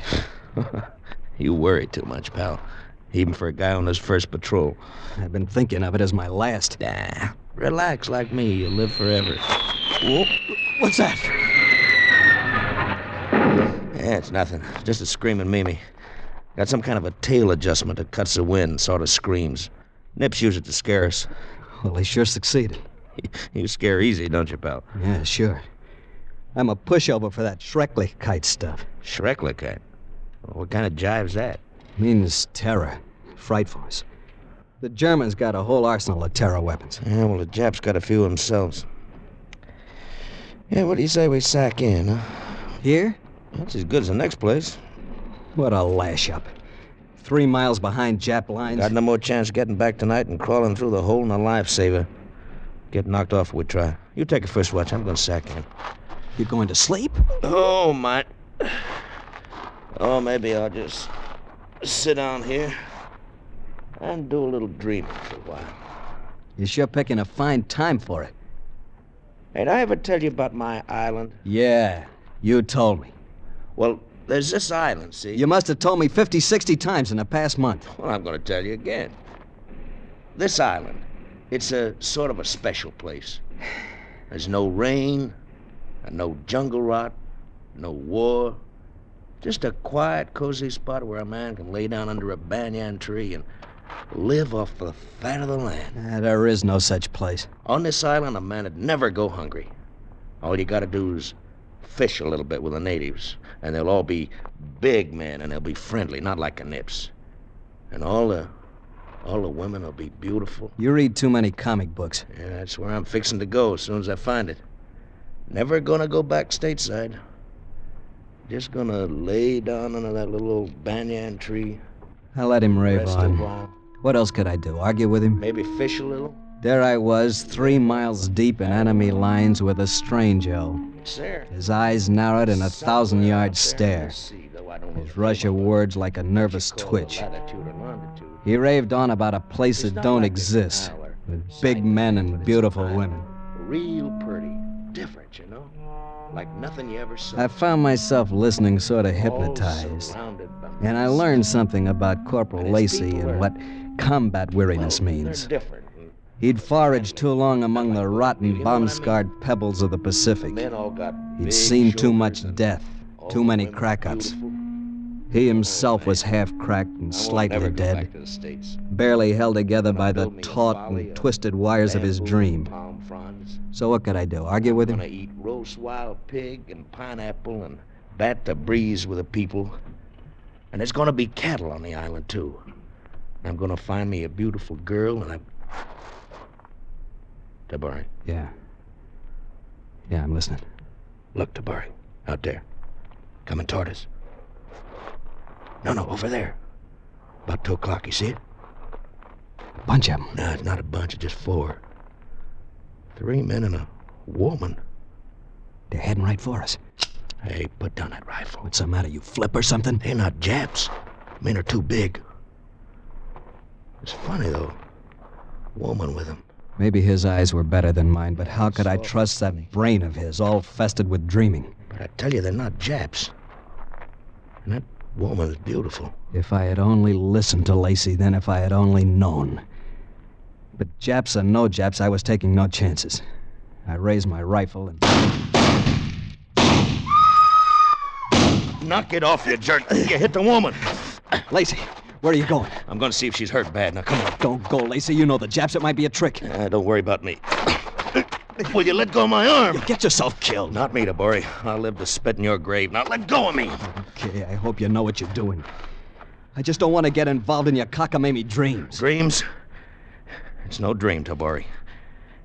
You'll find out.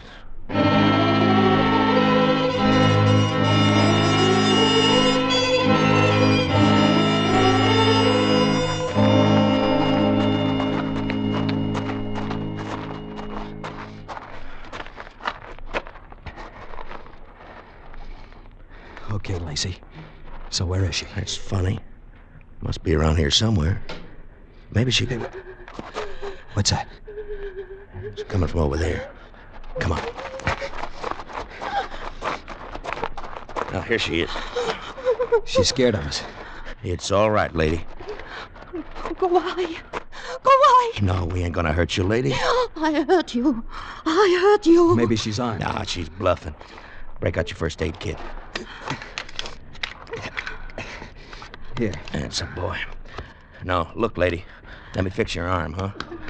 See? We got bandages and adhesive tape and penicillin. She don't get what you're talking about. She gets the idea, all right. That's right, lady. Now, it's not going to hurt you a little bit. There. And we put it around there. You just got nicked a little, that's all. Just a flesh wound. She trusts you? Yeah. She trusts me more than you do. Didn't I tell you she was beautiful? You told me a lot of things. How about the men she was with, the big men? She was with them and they weren't Japs. Not Japs, and a pig's eye not Japs. No. No, they're not Japs. Yeah, there, you see? And what were they? They were, how you say, my people. Well, who are you? What are you? What's your name? Name Taki.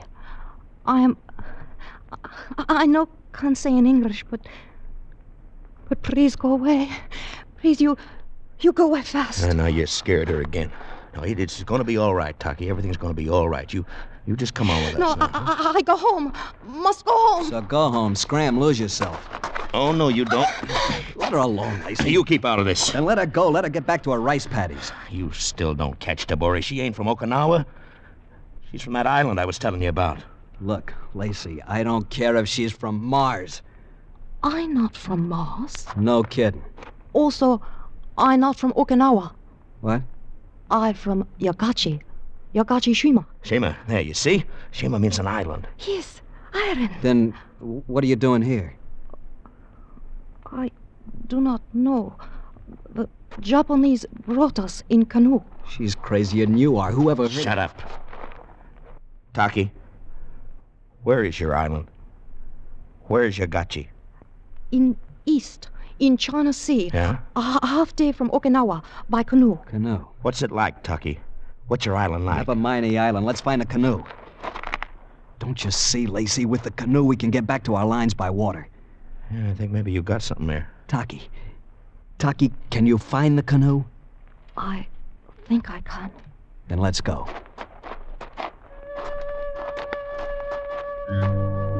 She led us on through the wood.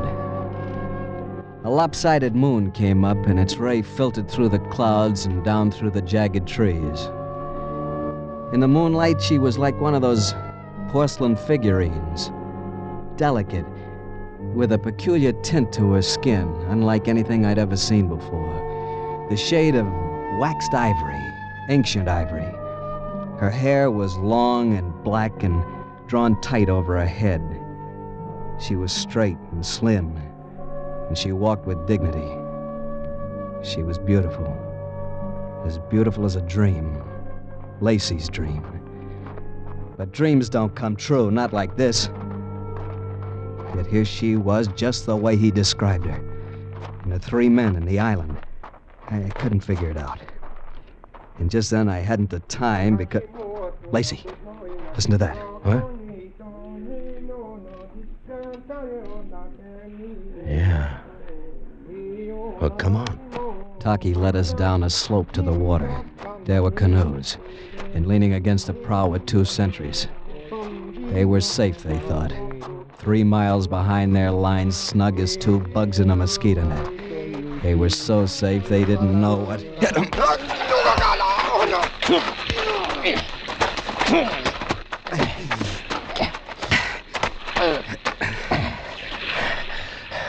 Tucky, get in the canoe. Okay, you push us off to Burry. Yeah. Come on. That's a boy. All right, you take a bow. Sit down, Tucky.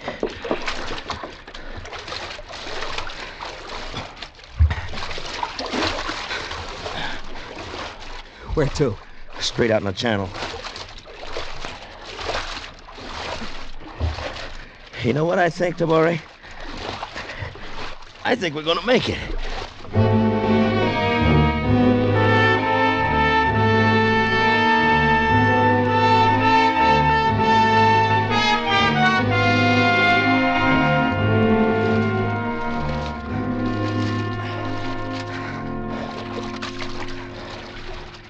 Oh. Okay, Tabori. We can take it easy now. I'm not taking it easy until we cross Upper Perimeter. Yeah? Well, just how you going to tell at night? With your Zippo lighter? Oh, lay off. Maybe you think I got neon signs, huh? Well, maybe we'll see a landmark or something. Yeah. Well, the trouble is distances can fool you at night. We're liable to paddle into a platoon of nips. What'll we do, Lacey? Yeah, we'll stand by till morning and head for our convoy. We'll ride ashore in style in an LST. I don't know. I think it'd be better Well, look, whatever you think, you're outvoted. You've outvoted 2 straps to 1. Pulling rank, Corporal? Why not, knucklehead? This ship's got 1 skipper, and I'm it. You are, If I want any stuff out of you, I'll knock it out of you. I'm warning you, don't foul up this detail.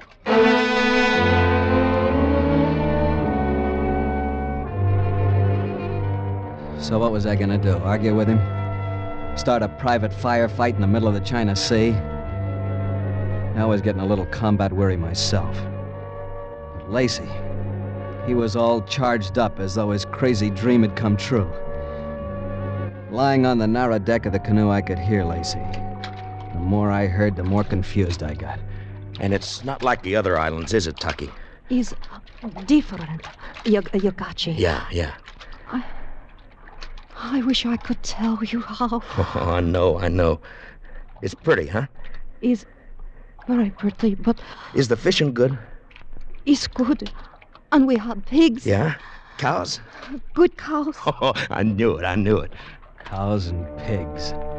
And Lacey getting all hopped up about them. That's the last thing I remembered. I guess I fell asleep. And then suddenly it was daylight and... Tabori! Hey, look, Tabori. What? Look, over there. What do you see? An island. Just an island. It's not just an island. That's my island. What's so special about Well, it? look at it. You see, it's surrounded by mist, just like I said.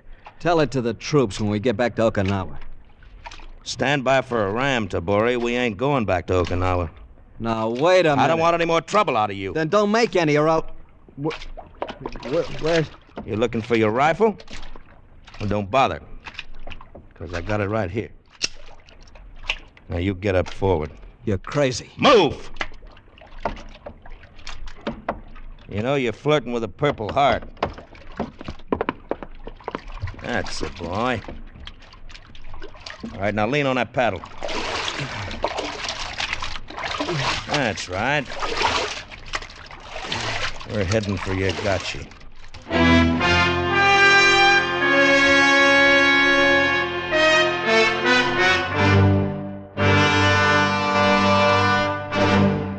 Escape, under the direction of Norman MacDonald, returns in just a moment.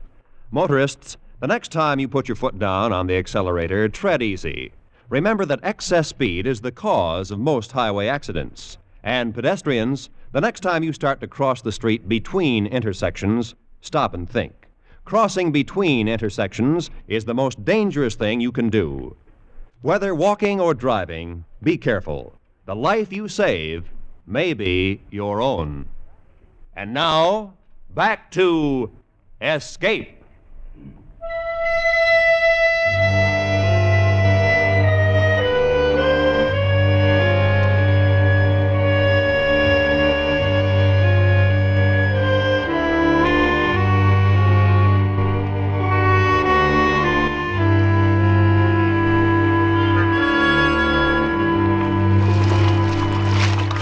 Our canoe scraped the coral beach at Yagachi about 4 hours later.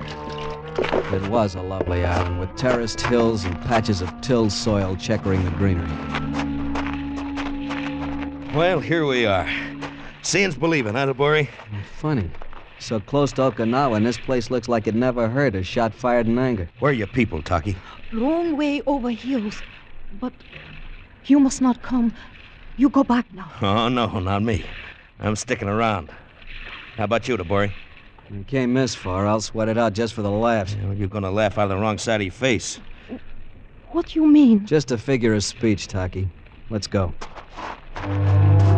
So there I was, caught up in Lacey's dream when all the time I should have taken off at high port for Okinawa. I should have known better, but I didn't. And what you don't know can hurt you. Plenty. Hey, look! Look at that cow. Could eat her down to the hooves. Oh, I tell you, I'm gonna live off the fat of the land. The trail snaked upward. Pine trees and casuarinas rattled in the sweet, strong wind from the China Sea. Their cones lay along the footpath, and in the fields were raspberry bushes. There were lilies in the swordgrass and scarlet flowers. All very nice, I suppose, but I was looking for people. The big men of Lacey's dream. The girls, all as lovely as a girl beside us. I was tense with expectancy at each bend in the trail, but Lacey's tensions had vanished. He lost them because he'd found Taki. Robert Racy. Oh, Taki. My name's Lacey. Now try it again. Racy. Lacey. L, like in, this is a lily, you are a lady. And you're loco. Tabori, I'm gonna slug you. You're so funny, Racy, when you're mad. Oh, you laugh nice, Taki. It is first time in 5 years. It is first time I happy. Maybe you was waiting for me to make you happy. Like I was waiting for you. What do you mean, Racy? Well, I mean... Here. This is for you. Why you give me flower? I love you, Taki. No. No, you cannot. But why, Taki? You don't know. I don't know how to say, but you don't know me. Oh, I know you. I've been dreaming about you for 2 years. I always knew I'd find you. I never forget what you say. I'll never let you forget. Oh, Racy. Lacey, honey. L like in love. They walked on together, the tall Marine and the slim girl with the ivory skin, with a flower in her hand. Now and then she'd look at the flower, and then she'd look at Lacey, and a pained expression clouded her face as though she didn't understand. But I did. The loneliness, the weariness, the refuge in a dream. Very soon now that dream would burst like a bubble, or become reality. I had to find out.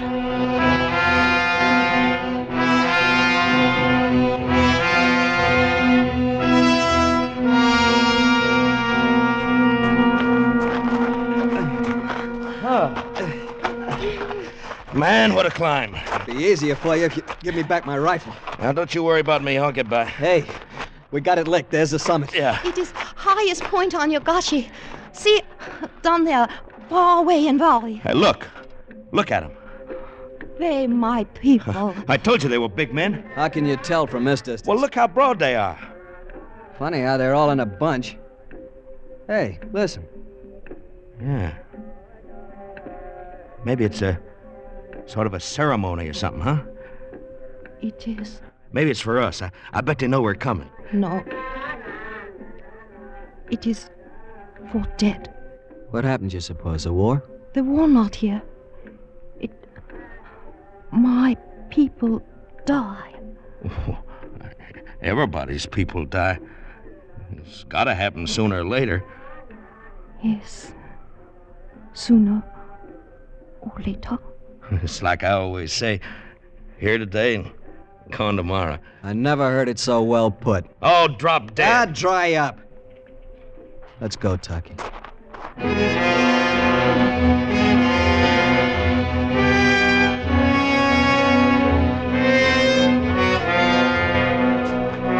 We went down the mountainside, down to a cape that jutted into the Pacific like a gnarled finger of doom. Far away, we saw a village.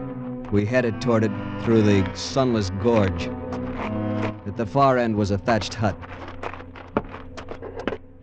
It looks like it's empty. As any fool could see. You wait here. I come back soon with head man. He speak English good. You gonna stay here with me, Tabori? No, Lacey. I just want one good look at your big men and beautiful women in their native habitat. Then I'm off for Okinawa. You still want proof, huh? Yeah. There's something strange about this place. I want to know what it is. It's not strange.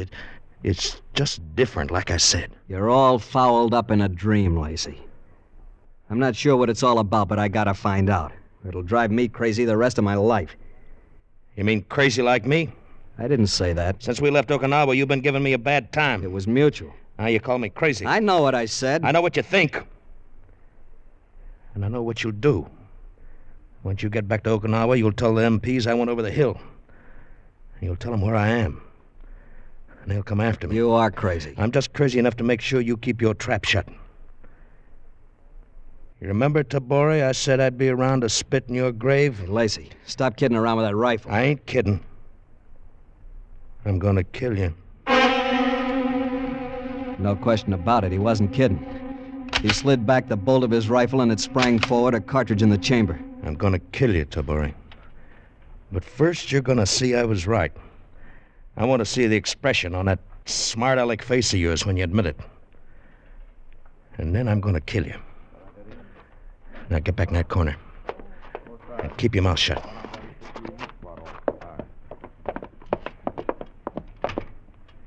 You the head man? I suppose you could call me that. His name Hiroshi.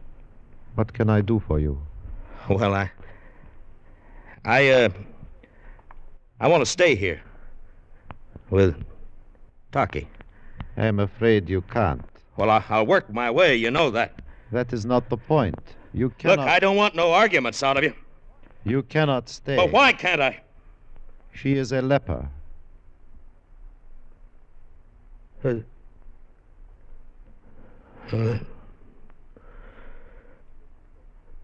But she's so beautiful. I know, son. But in 3 years, 5 years... Taki?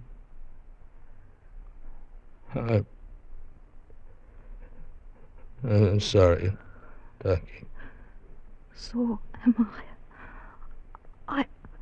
I try to tell you, but I not know how. And then I could not, even if I want to. I wanted to rest 1 more hour, 1 more minute. They stood there facing each other, the tall Marine and the girl with the ivory skin with the flower still in her hand. The flower already beginning to wilt. Goodbye, Racy. Goodbye. Thank you for the flower. That's all right. I never forget you. I won't forget either. It was like a dream come true. For a while it was. Goodbye.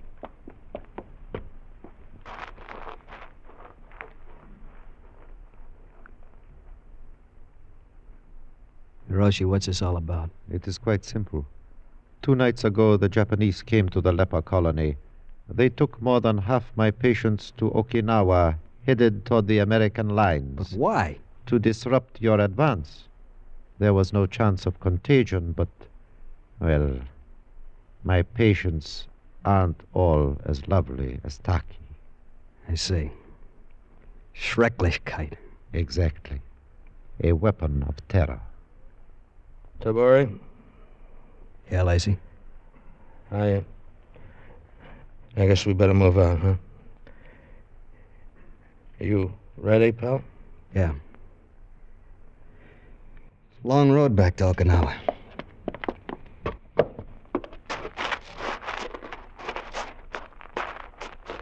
For me, the road back is longer than that.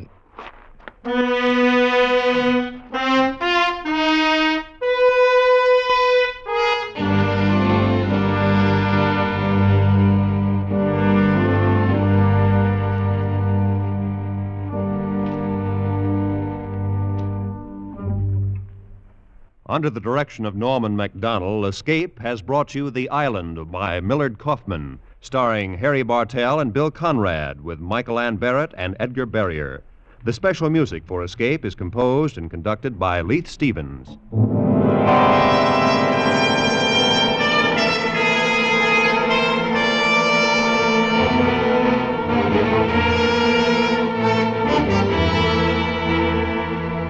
Next week, escape with us to the most evil city in the Orient, and the story of a beautiful but unscrupulous woman who ruled it, as Herb Purdom tells it in his exciting tale, Macau.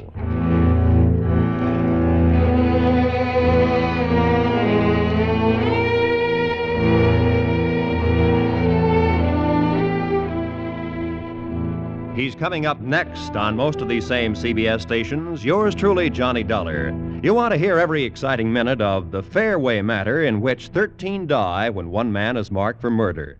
It's one of Johnny Dollar's most exciting insurance investigations in which he turns in a masterful expense account as well as masterful deduction.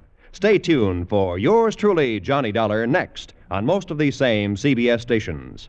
Roy Rowan speaking.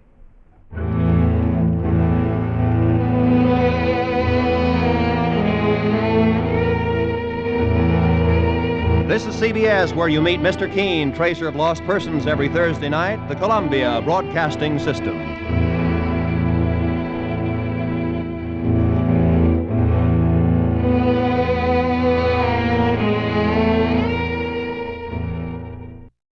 Bob Bailey was not Johnny Dollar at that time. It was Edmund O'Brien.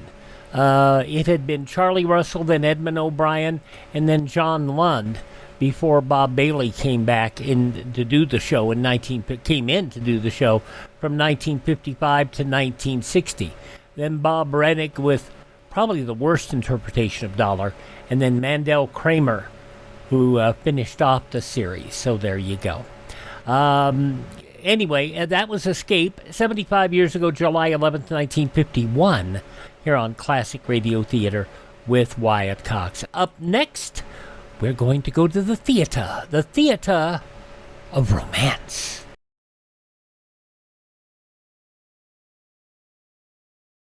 In case of national civil defense emergency, the emergency broadcast system may be activated. Then you would receive essential information by turning your radio dial to an EBS station operating in your area. The emergency broadcast system stations will be easy to identify because of their repeated announcements of the area they're serving. Depending upon the year that you heard the show, it was either romance or theater of romance. It had varying titles depending upon whether it was unsponsored or sponsored. As you'll hear, this one is sponsored, and I believe it's Colgate. This one goes back 82 years, July 11th, 1944. My Man Godfrey was a hot property at the time, and they got it for this particular adaptation in which Peter Donnelly and Peggy Conklin star. The Theater of Romance on Classic Radio Theater with Wyatt Cox. Colgate Tooth Powder's Theater of Romance presents My Man Godfrey.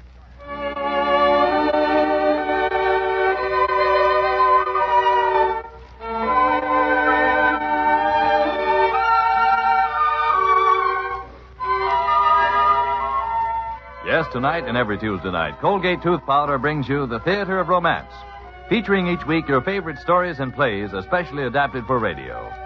And here is your host of the evening, Arnold Moss, to tell you about this evening's presentation, My Man Godfrey. Good evening. Godfrey was the last of the perfect butlers. He was elegant, he was tall, slim, and handsome, not quite young, definitely not old, the very substance of aloof charm and gentility. There never was a butler quite like him before, and in all probability there never will be again. Surprisingly enough, the Bullocks, for whom Godfrey worked, found this wonderful creature in the city dump. There was a scavenger hunt in progress. You remember those pre-war scavenger hunts? Someone made up a list of things that nobody wanted, and then everyone went out and tried to find them? Well, on the list that particular night, someone had the hilariously funny idea of having everyone find a forgotten man. Now, Godfrey fitted that description precisely, a forgotten man. Irene Bullock found him sitting in the city dump near the harbor, staring into a small fire. Hello. Hope you don't mind if I share your fire, but it's cold out. Gee, this fire smells terrible, doesn't it? You can choose your fires. I can't. Well, if you're going to be here tomorrow, I'll bring you over some kindling and logs and things. Go on, you're kidding. No, I'm not. You've got to have a better fire than this. What's a girl like you doing out here? What do you want? Well, I'll tell you. I'm on a scavenger hunt. I'm looking for a forgotten man. You looked sort of forgotten sitting there, and I thought you might be willing to help out.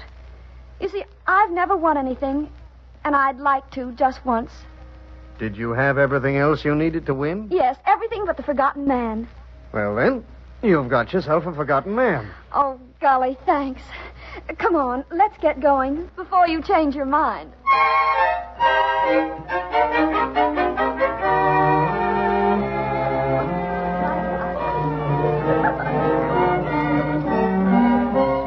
I guess we win, Mother. This is Godfrey.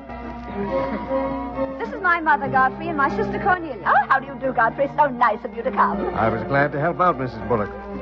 Well, now, Miss Irene, you don't need me anymore, so I'll just say goodbye. Oh, no, wait. You did something for us. We've got to do something for you. What do you need most? Well, I could use a job, but I don't suppose you have any of those in your pocket, do you? Matter of fact, we're looking for a butler. Ours left today. Could you be a butler? Oh, don't be absurd, Irene. We know nothing about this man. We know all about the last one, Mother, and he got away with most of the silver. You surely wouldn't take a tramp like that into the house. Look at him. Why, he's perfectly disgusting. Cornelia, you're an awful stinker. Mother, he'd be a swell butler. I know he would.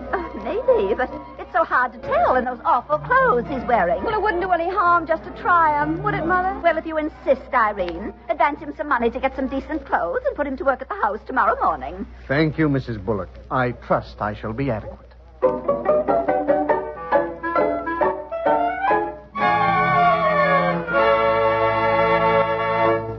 While Godfrey's getting a butler's outfit together, let's listen to Del Charbet for a moment. Don't let your smile be a secret weapon. Let it be open, radiant, really bewitching. Let it be a smile that dazzles. A Colgate tooth powder smile. Yes, brush your teeth with Colgate tooth powder for a smile that dazzles.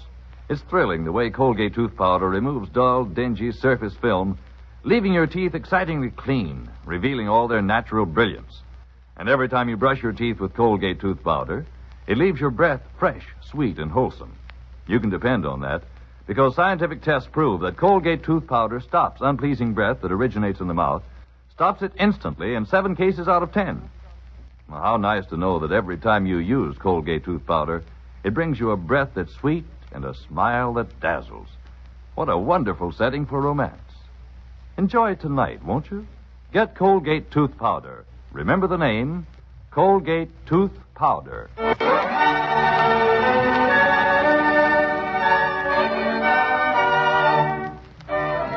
Now back to the Bullock Mansion, where Godfrey is starting his first morning by taking the breakfast trays around.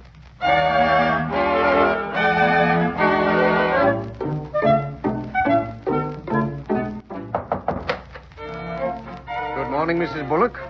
Is it morning? Oh, well, good morning. Good morning, madam. I trust you slept well? Oh, my, but you're a beautiful butler. Where have you worked before? If you will permit me to put your breakfast tray here, Mrs. Bull. Oh, yes. Thank you. Why, I work for Mrs. G. Hopkinson Parks. She's a Mrs. John Bogart now. Did she give you a reference, Godfrey? No, there was trouble between us, so I left without it. Will that be all, madam? Oh, yes, thank you, Godfrey. Oh, and by the way, I think you're very handsome. You must tell me more about yourself. Good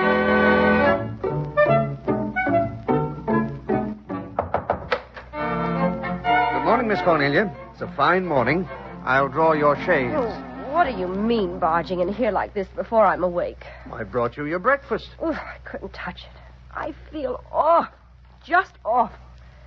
Must have been the champagne. Don't think you're going to have an easy time with me, Godfrey. I'll run you ragged. I'll make you sorry you ever dreamed of coming here to work.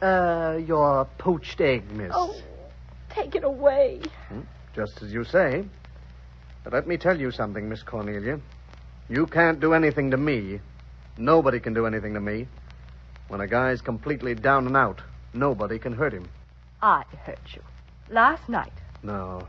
It was only what you stood for that hurt me. I hurt myself. If that will be all, Miss Cornelia, I have to get on with Miss Irene's breakfast.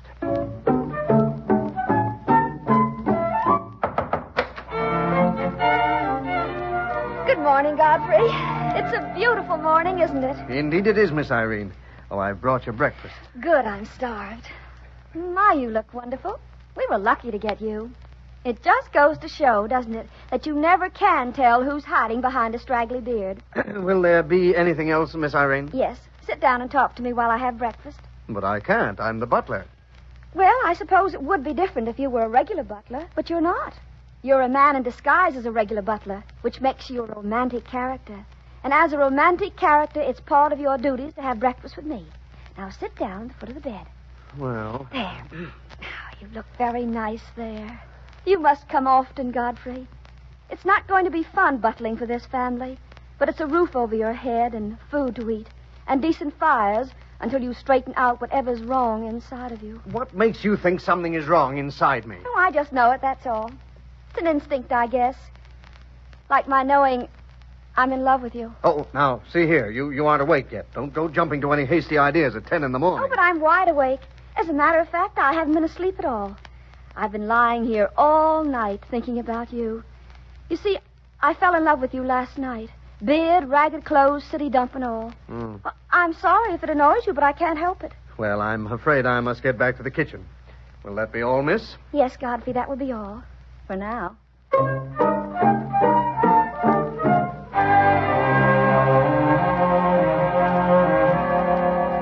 Will you have another cup of coffee, Mr. Bullock? No, thank you, Godfrey. Oh, good heavens. Something wrong, sir? No, Godfrey. I'll be all right in a moment. It was just something I read there in the paper. I always recommend a good strong shot of water after reading something disagreeable in the paper, sir. Godfrey, I am in a mess. I didn't mean to get into it, but I did, and, well, now I don't know how to get out of it. But they're not going to get me. They're not going to get me. The papers are full of rumors of a scandal in the Hanoverian Bank and Trust Company. That is your bank, isn't it, sir? Yes, that is my bank, slowly being forced to the wall. Bad investments. Nothing crooked, you understand? Oh, I understand perfectly, sir. Now, I don't want this to get around, Godfrey. I appreciate silence in those around me. Let me give you a little something as a slight gesture of appreciation. That isn't necessary, Mr. Bullock. I'm your butler. You're already paying me very well for loyalty. Thank you, Godfrey. I can already see you're a better man than most I've met in my lifetime. Thank you, sir. And now, if you'll excuse me, I have some silver to polish.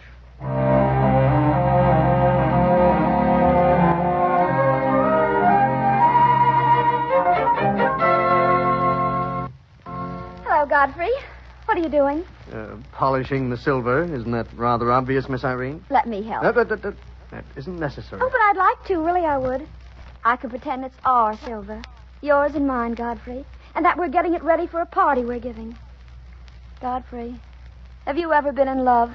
Now and then. Well, you seem very aloof and unapproachable on the whole subject, I must say. That's because I'm a butler and you're the lady of the house. If you were the parlor maid, then that would be a different story. What would happen if I were the parlor maid, Godfrey? Oh, probably kiss you in the pantry and take you to the movies on Thursday nights and Saturday afternoons and hold your hand in the back row. Well, as long as we're in the pantry, couldn't you sort of pretend I was the parlor maid? I'm afraid I am a thoroughly realistic butler. You don't believe that I'm in love with you, do you? Or is it that you don't care?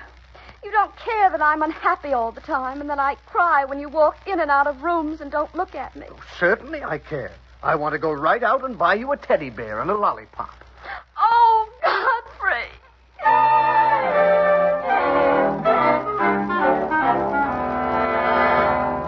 Hello, Godfrey. Cleaning the silver, I see. Is there something I can do for you, Miss Cornelia? No, thank you, Godfrey. I was just kind of lonely upstairs, so I thought I'd come down and talk to you for a while. I'm very busy. I won't interfere with your work. You don't like me, do you, Godfrey? Not particularly. That's regrettable, because I like you very much. You're very handsome, Godfrey. Yeah, I'm smart, too. Don't forget that. You're not going to take me in, you know. Take you in? Why, whatever do you mean? Miss Cornelia, I knew a very beautiful woman once. Spitting image of you, as a matter of fact. And believe it or not, she once said almost the same thing to me that you just said. That's why it's no good gazing up at me with those big blue eyes. I've been vaccinated, sister. In what way? The hard way. I married the lady. Married? You didn't tell us you were married, Godfrey. You never asked. And if you had, I would have told you it was none of your business. I'm not married now. You see, the lady wanted another man. Her kind always does, sooner or later. This whole conversation isn't flattering to me. No, it isn't, is it? I'll make you eat those words before I'm through with you. I wouldn't bother trying. There's so many more susceptible men in the world. And now, please excuse me. I must put the silver away. Oh, Godfrey.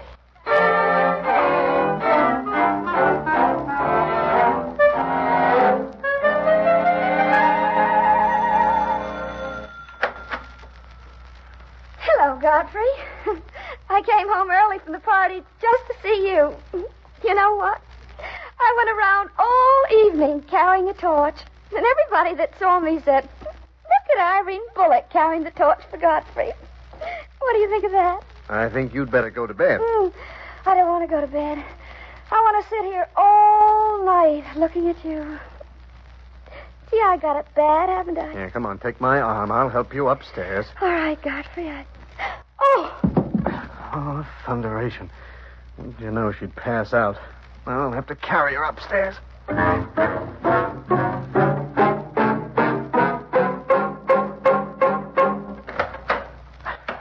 Now then, Miss Bullock, right into the shower for you, clothes and all. Hey, that's cold water. Why, you little faker. You let me lug you up those stairs thinking you passed out.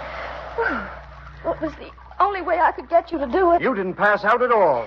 I haven't even had a drink. Oh, Irene, why do you do these things? What gets into you? Oh, Godfrey, you're so naive.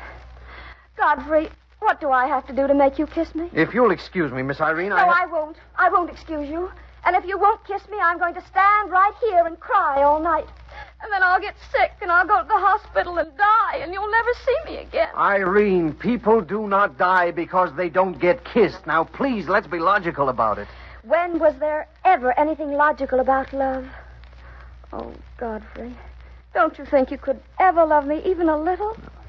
Godfrey, maybe it's a lot of fun for you to walk all over me. Maybe you get a kick out of it, but it isn't much fun for me. Oh, Irene, don't you understand? I'm all wrong for you. You should have someone young, the way you're young, full of eagerness and gaiety and fun. I'm none of those things. I'm a guy who stuck his fingers in the fire once and got burned. All right, Godfrey. All right. We'll say no more about it. But would you kiss me just this once? I'll never ask you to again. I promise. All right, my dear. That was a beautiful kiss, Godfrey. It got away from you a little, though, didn't it? You little witch.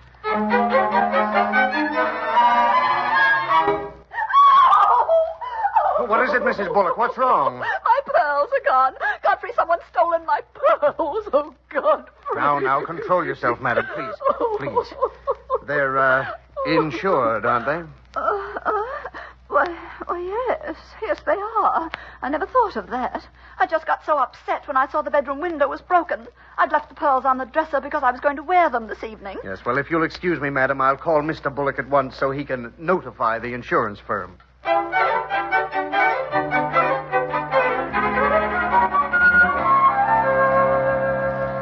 Godfrey, did you steal Mother's pearls? Of course not. Well, I thought you might have. You seem to have a lot of money lately. And I've been sitting in the living room listening to those horrible insurance men asking all sorts of questions about you.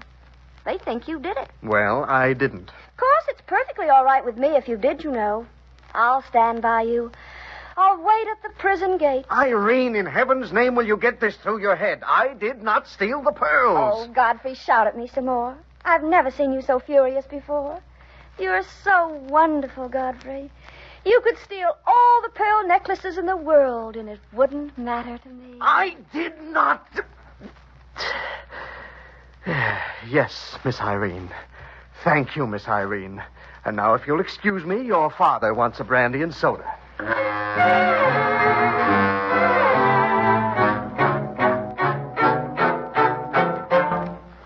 Is that a brandy and soda in your hand, Godfrey? How did you know that was what I wanted? I thought it was what you needed, sir, with all your trouble and everything. What do you mean, my trouble? Well, sir, with conditions as they are at the bank, it seems to me a great many people might suspect you had, shall we say, hypothecated the necklace yourself. Of course, that would be a silly thing to do, but you know how people are. Yes, I should say that would be a silly thing to do. Yes. You know, sir, if I had, shall we say, hypothecated the pearls under those circumstances, I think I'd return them pretty darn quickly, sir. Godfrey, who the devil are you? Your butler, sir? You're not a Department of Justice man, are you? Oh, no, I'm exactly what I claimed to be in the beginning, a forgotten man. And I guess in my own way, I'm trying to keep you from becoming one, too. The pearls will be put back, Godfrey. And thank you. Oh, and since you're in need of money, sir, I think I can loan you enough to help you out at present. Will you do that for us? Yes. You don't seem surprised to hear me say I can. I might as well admit it. I know who you are, Godfrey. I've known ever since the insurance men were here. They naturally had to look up everyone in the house. I didn't say anything to you because it was your secret, and I respected it as such. It does give you a funny feeling, though, to have one of the richest men in the country working for you as a butler. Why are you doing it, Godfrey? Well, Mr. Bullock, when my wife walked out with another man, I lost interest in living, even in dying. I just felt numb, and I wanted to lose myself and my identity so no one would pay any attention to me at all. And then Irene came along, and, well, I felt differently about everything. I suppose you'll be leaving us, now that we know your secret. Oh, yes. For one thing, you can't afford a butler anymore, and I can't afford to be one. I'm going back to live my life again, and this time I'm going to make it a good life. And now, if you'll excuse me, sir, there's something I have to talk to Irene about.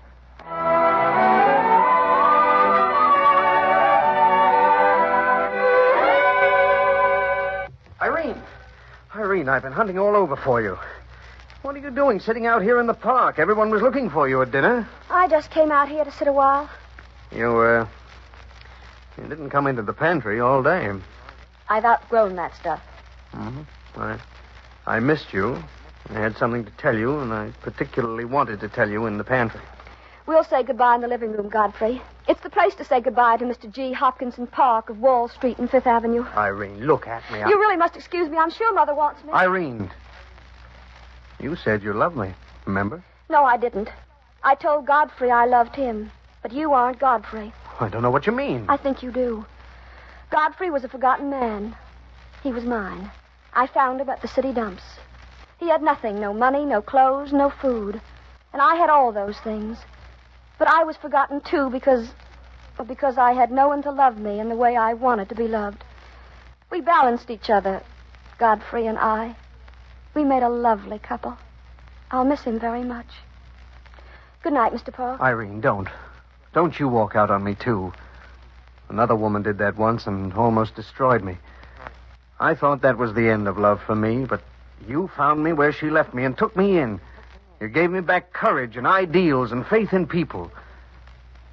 Irene, I love you. I want to marry you. I don't want your lousy money. I don't care 2 cents for your lousy money. All right, we won't touch it then. We'll hire out as a couple. I'll be the butler and you can be the upstairs maid. You do that for me? I'd do anything for you. I'll live any way you want to live. You see, it doesn't matter who we are or where we live, as long as it's together. As long as it's you who's making the breakfast coffee and holding out your arms to me at night. Oh, Godfrey, I can't believe you really love me. I'm afraid it will take you all the rest of your life to convince me. The prospect enchants me.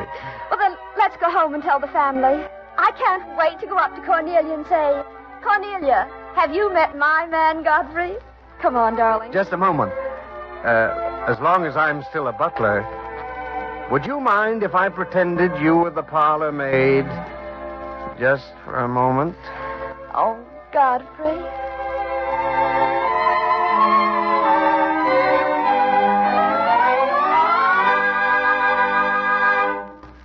The curtain has gone down on My Man Godfrey, and in just a moment, Arnold Moss will tell you about next week's play.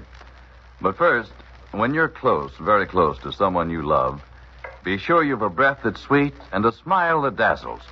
That's what you can expect when you use Colgate tooth powder, because Colgate tooth powder removes the dull surface film from your teeth, revealing all the natural brilliance of your smile.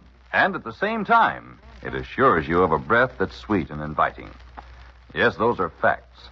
For scientific tests have definitely proved that Colgate tooth powder stops unpleasing breath that originates in the mouth, stops it instantly in 7 cases out of 10. So simply brush your teeth night and morning and before every date with Colgate tooth powder for a breath that's sweet and a smile that dazzles. That's it, Colgate tooth powder. And now, Arnold Moss. Our play next week is the famous comedy drama of the girls who live and hope and dream of seeing their names in the lights of Broadway. Stage Door by George S. Kaufman and Edna Further. Until next Tuesday, then, when Colgate Tooth Powder's Theater of Romance will present Stage Door. This is your host, Arnold Moss, saying good night and wishing you love, happiness, and romance. In tonight's play, Godfrey was played by Peter Donald and Irene by Peggy Conklin. The radio adaptation was written by Gene Holloway, the music composed and conducted by Ben Ludlow, and the production was directed by Mark Slobe.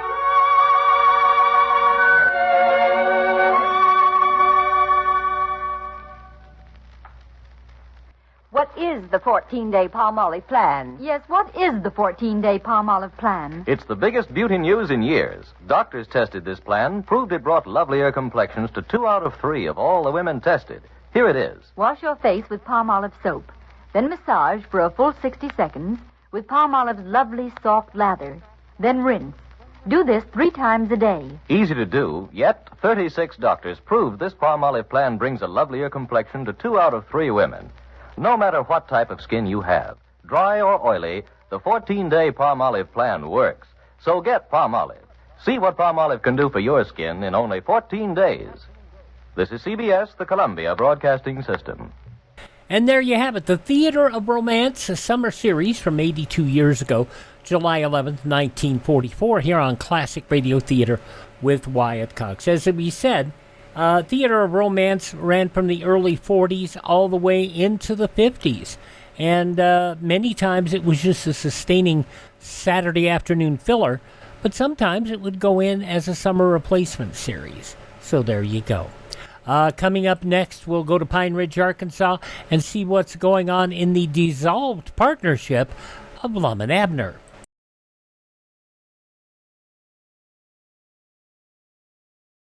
Alert today, alive tomorrow.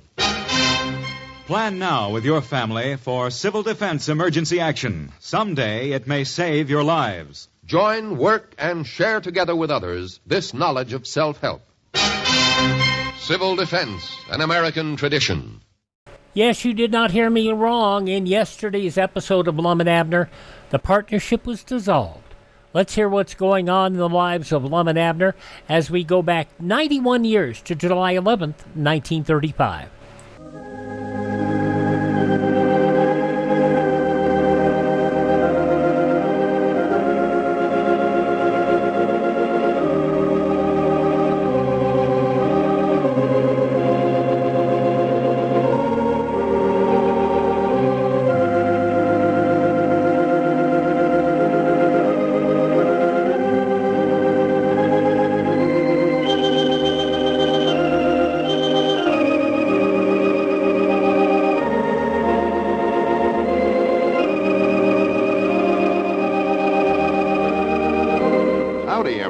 Here we are, all ready to take you down to Pine Ridge for another visit with Lum and Abner. Brought to you by the makers of Horlicks, the original malted milk. Travelers by land, sea, or air should know of the great advantages of using Horlicks, either in powder or tablet form. Nothing is more convenient to carry on trips than Horlicks. When no other food will do in cases of seasickness or air sickness, Horlicks can be taken because of its remarkable digestibility. In cases of prolonged illness, it often saves lives. In this connection, may we read a letter recently received from Mrs. E.F.D. of Cincinnati, Ohio. This past winter, Mother and I spent 8 weeks touring Florida, and we always had a bottle of Horlicks malted milk tablets in the pocket of the car. Mother would take several every time she felt a bit hungry. They surely helped her, for many times we were not close to a town for luncheon, just at luncheon time. When I tell you that my mother will be 75 next fall and never tired on our 4,500-mile trip, you will see that Horlicks help. End of quote. You, too, can readily enjoy Horlicks as a food drink while on your trips. It is so convenient to prepare. It already contains full cream milk and only requires that you mix it with water. A light lunch can be prepared in a minute, anywhere, at any time of the day or night. And now, let's see what's happening down in Pine Ridge. Well, the old partnership of Edwards and Peabody, long a familiar firm in Pine Ridge, is no more. Following a heated argument yesterday, the old fellows dissolved partnership. Lum taking over the sole ownership and management of their picture show, the Pine Ridge Planetarium, and Abner assuming full control of the Jot-'em Down store. The old fellows are convinced that each will be better off without the interference of the other. As we look in on Pine Ridge today, we find the new proprietor of the Jot-'em Down store talking with Cedric, who seems to have been thrown in with the trade. Listen.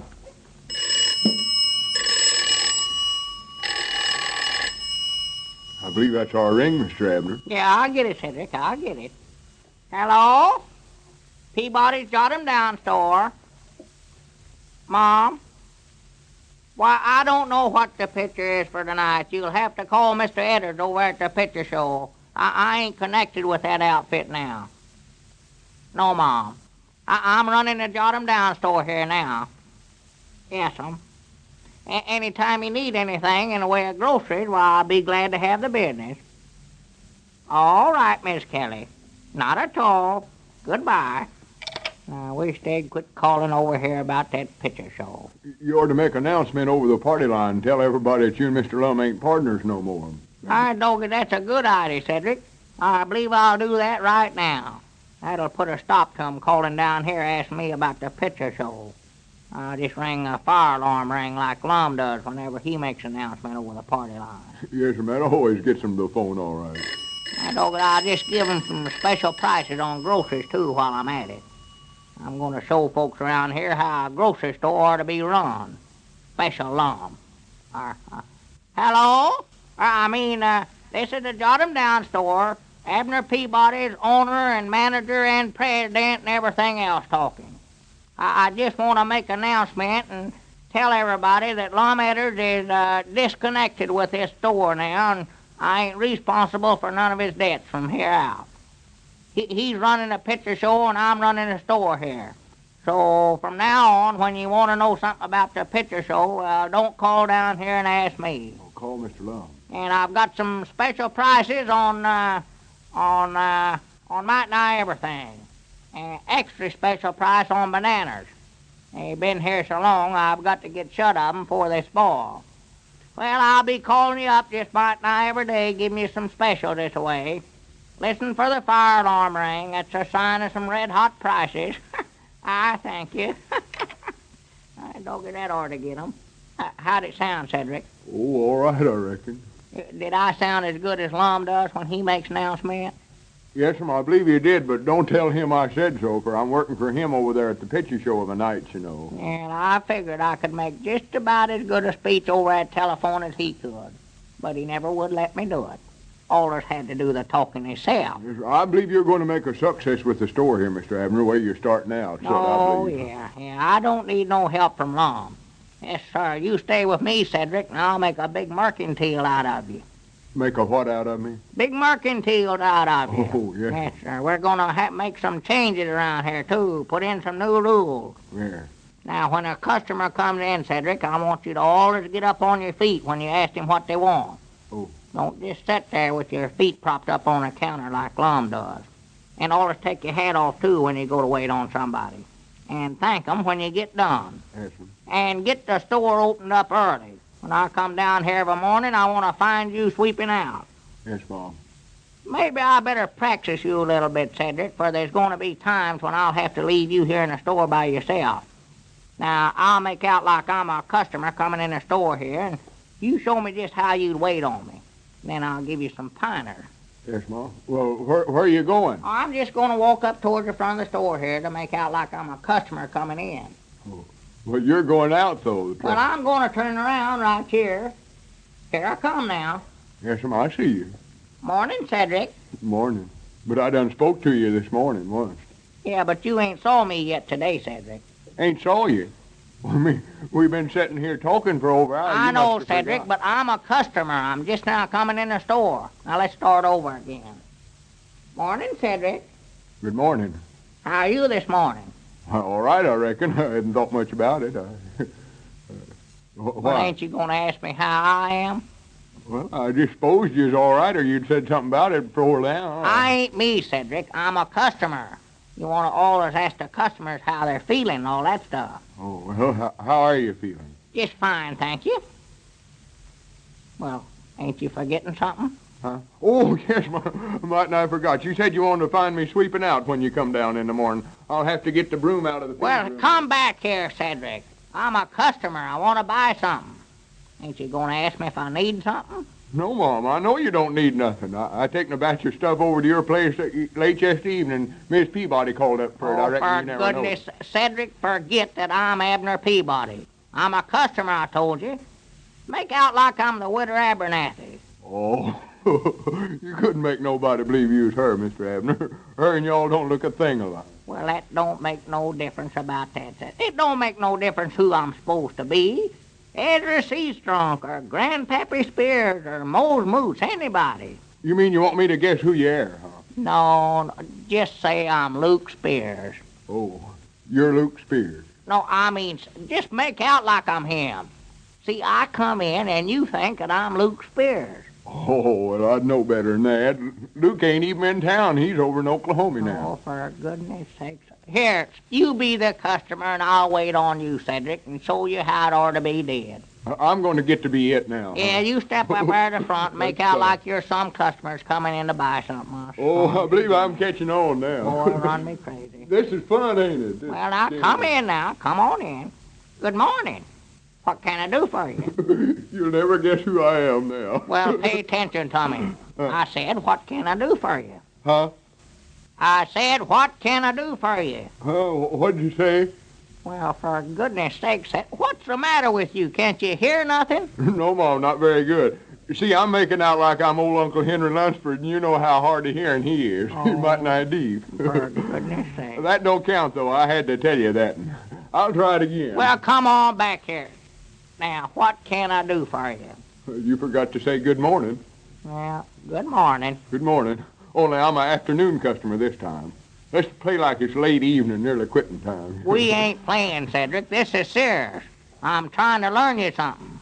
Now, what is it for you? Oh, I don't know. I'd like to look at some nice fresh calico or gingham. All right, fine. Just step this way. Well, I don't know where I can walk that way or not, but I'll try. Now, here's something that'll make a nice little dress. You can make a sunbonnet off of it, too, to match. Oh. Look awful nice. And there's enough goods in that boat to make dresses for the children and shirts for the men folks, too. I've always said there ain't nothing prettier than to see a whole family docked out to match one another that way. See, that sail ship, Cedric. Well, let me look at that boat over there on the first side, that sort of yellow one there. All right. That's awful pretty, too. There you are. Yes, Mom. Now, let me see that up there on the top shelf, that green polka dot. Well, wouldn't this and here do, Cedric? Ain't no use for me to climb clean up there. I can show you just as well with one of these down here. No, if I can't see that, then I'll just go on down to Dick Huddleston's store, I guess. Well, what are you trying to do, Cedric? Wear me out? You put me in mind of Sister Simpson. I do know. You guessed it the first time. That's just who I was. Oh. Just let it go. I'll wait on the customers myself. Here. Now, you put this bolt goods right back up in the shelves yourself. Well, I'm a customer. I ain't supposed to have to put the stuff back in the shelves after I look at it. Well, we're through making out like you're a customer. You better be making out like you're working here before I get somebody else to take your place. I about give up hopes of ever making a clerk out of you. Yonder comes Mr. Dick out there in front. Huh? Oh, yeah. Well, now get that stuff all cleaned up there now, Cedric. I'm the clerk now, huh? Yeah, I reckon so. Howdy, Dick. Come in. Good morning, Mr. Huddleston. Good morning. What can I do for you? What'd you say, Cedric? I say, what can I do for you? Oh, not a thing, Cedric. Why? Are you Squire Skimp? Or? No, not guilty. Don't pay no attention to him, Dick. Ashley Seastrom? Now, Cedric, just hush up now. I've been trying to learn him how to wait on the customers here, but I give it up. Grandpappy Spirit. Abner, I heard your announcement on the party line a while ago. I picked up a receiver to see where the fire was, and I understood you to say that you would run the store here by yourself now. Oh, yeah. Yeah, Lum ain't got a thing to do with this place now. Him and me has unsolved partnership. I swapped him my interest in the picture show for his interest in the store here. Well, for goodness sakes, when did that happen? Oh, him and me got in a sort of an argument here yesterday. First thing I knowed, why, he had the show and I had the store. You mean you traded even? Yeah, I reckon so. There weren't no boot give, just signed some papers, and that's all there was to it. Well, he give you a good skinning on that deal, Abner. He did. Why, sure, that picture show's a regular mint. He'll make more money over there in 6 months than you will over here in 2 years. Well, it's too late now, I reckon. We've done swapped. Well, it's not too late either. I bet you he knowed he's getting the best of it all the way through. Come to think about it, he was the one that suggested himself. Well, dad's blame here's ornery hide. Well, you can't blame Lum about it, Abner. He didn't make you trade, did he? No, but I thought I was getting the best of him. Dad blame him anyway. I'm going over that picture show right this minute. I'll make him trade back with me or beat the everlasting daylights out of him. Well, here, wait a minute, Abner. Hold on there. I ain't gonna do it. I'll learn him how to try to beat me out of my rights that picture show. Well, there seems to be some dissatisfaction already over the division of properties. Something serious may develop out of this yet. Before we leave the air, here's a tip about Horlick's tablets you may not have thought of. We have received many letters from people working in offices, factories, and stores who enjoy smoking but are unable to smoke while at work. Now, these folks report that Horlick's tablets are especially fine for relieving that craving so many smokers get. Here's the reason for that. Besides being good to eat, Horlick's tablets are extremely sustaining and refreshing. They help you forget the desire for a smoke. So if for any reason you're unable to smoke during working hours, get a flask of Horlick's tablets and take them with you to work. They'll satisfy you, and when you do get a chance to smoke, you'll enjoy it much more. You can get a handy 10-cent flask that's just the thing for carrying. Your druggist also has them in larger-sized flasks, both natural and chocolate flavors. This is Carlton Brickert, speaking for Lum and Abner and Horlicks, who now bid you all goodbye until tomorrow at this same time.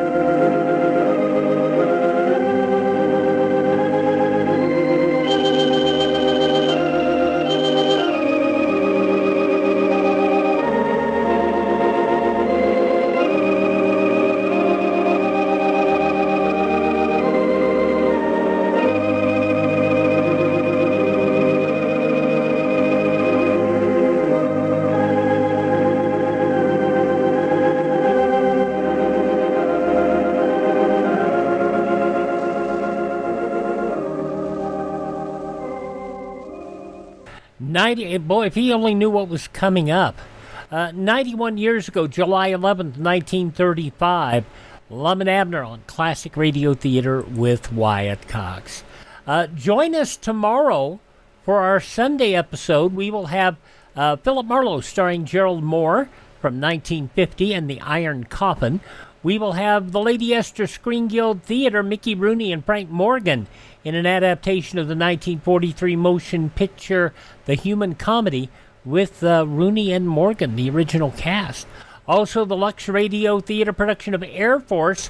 It was a 1943 picture that starred the adaptation stars George Raft and Harry Carey. The original starred John Garfield and John Ridgely. That's all coming up tomorrow. Oh, and we'll start out the new week with an episode of Claudia and the Baby. That's all coming up tomorrow. Have yourself a great day. Visit us at classicradio.stream to support the podcast. We'll see you tomorrow for more Classic Radio Theater. I'm Wyatt Cox.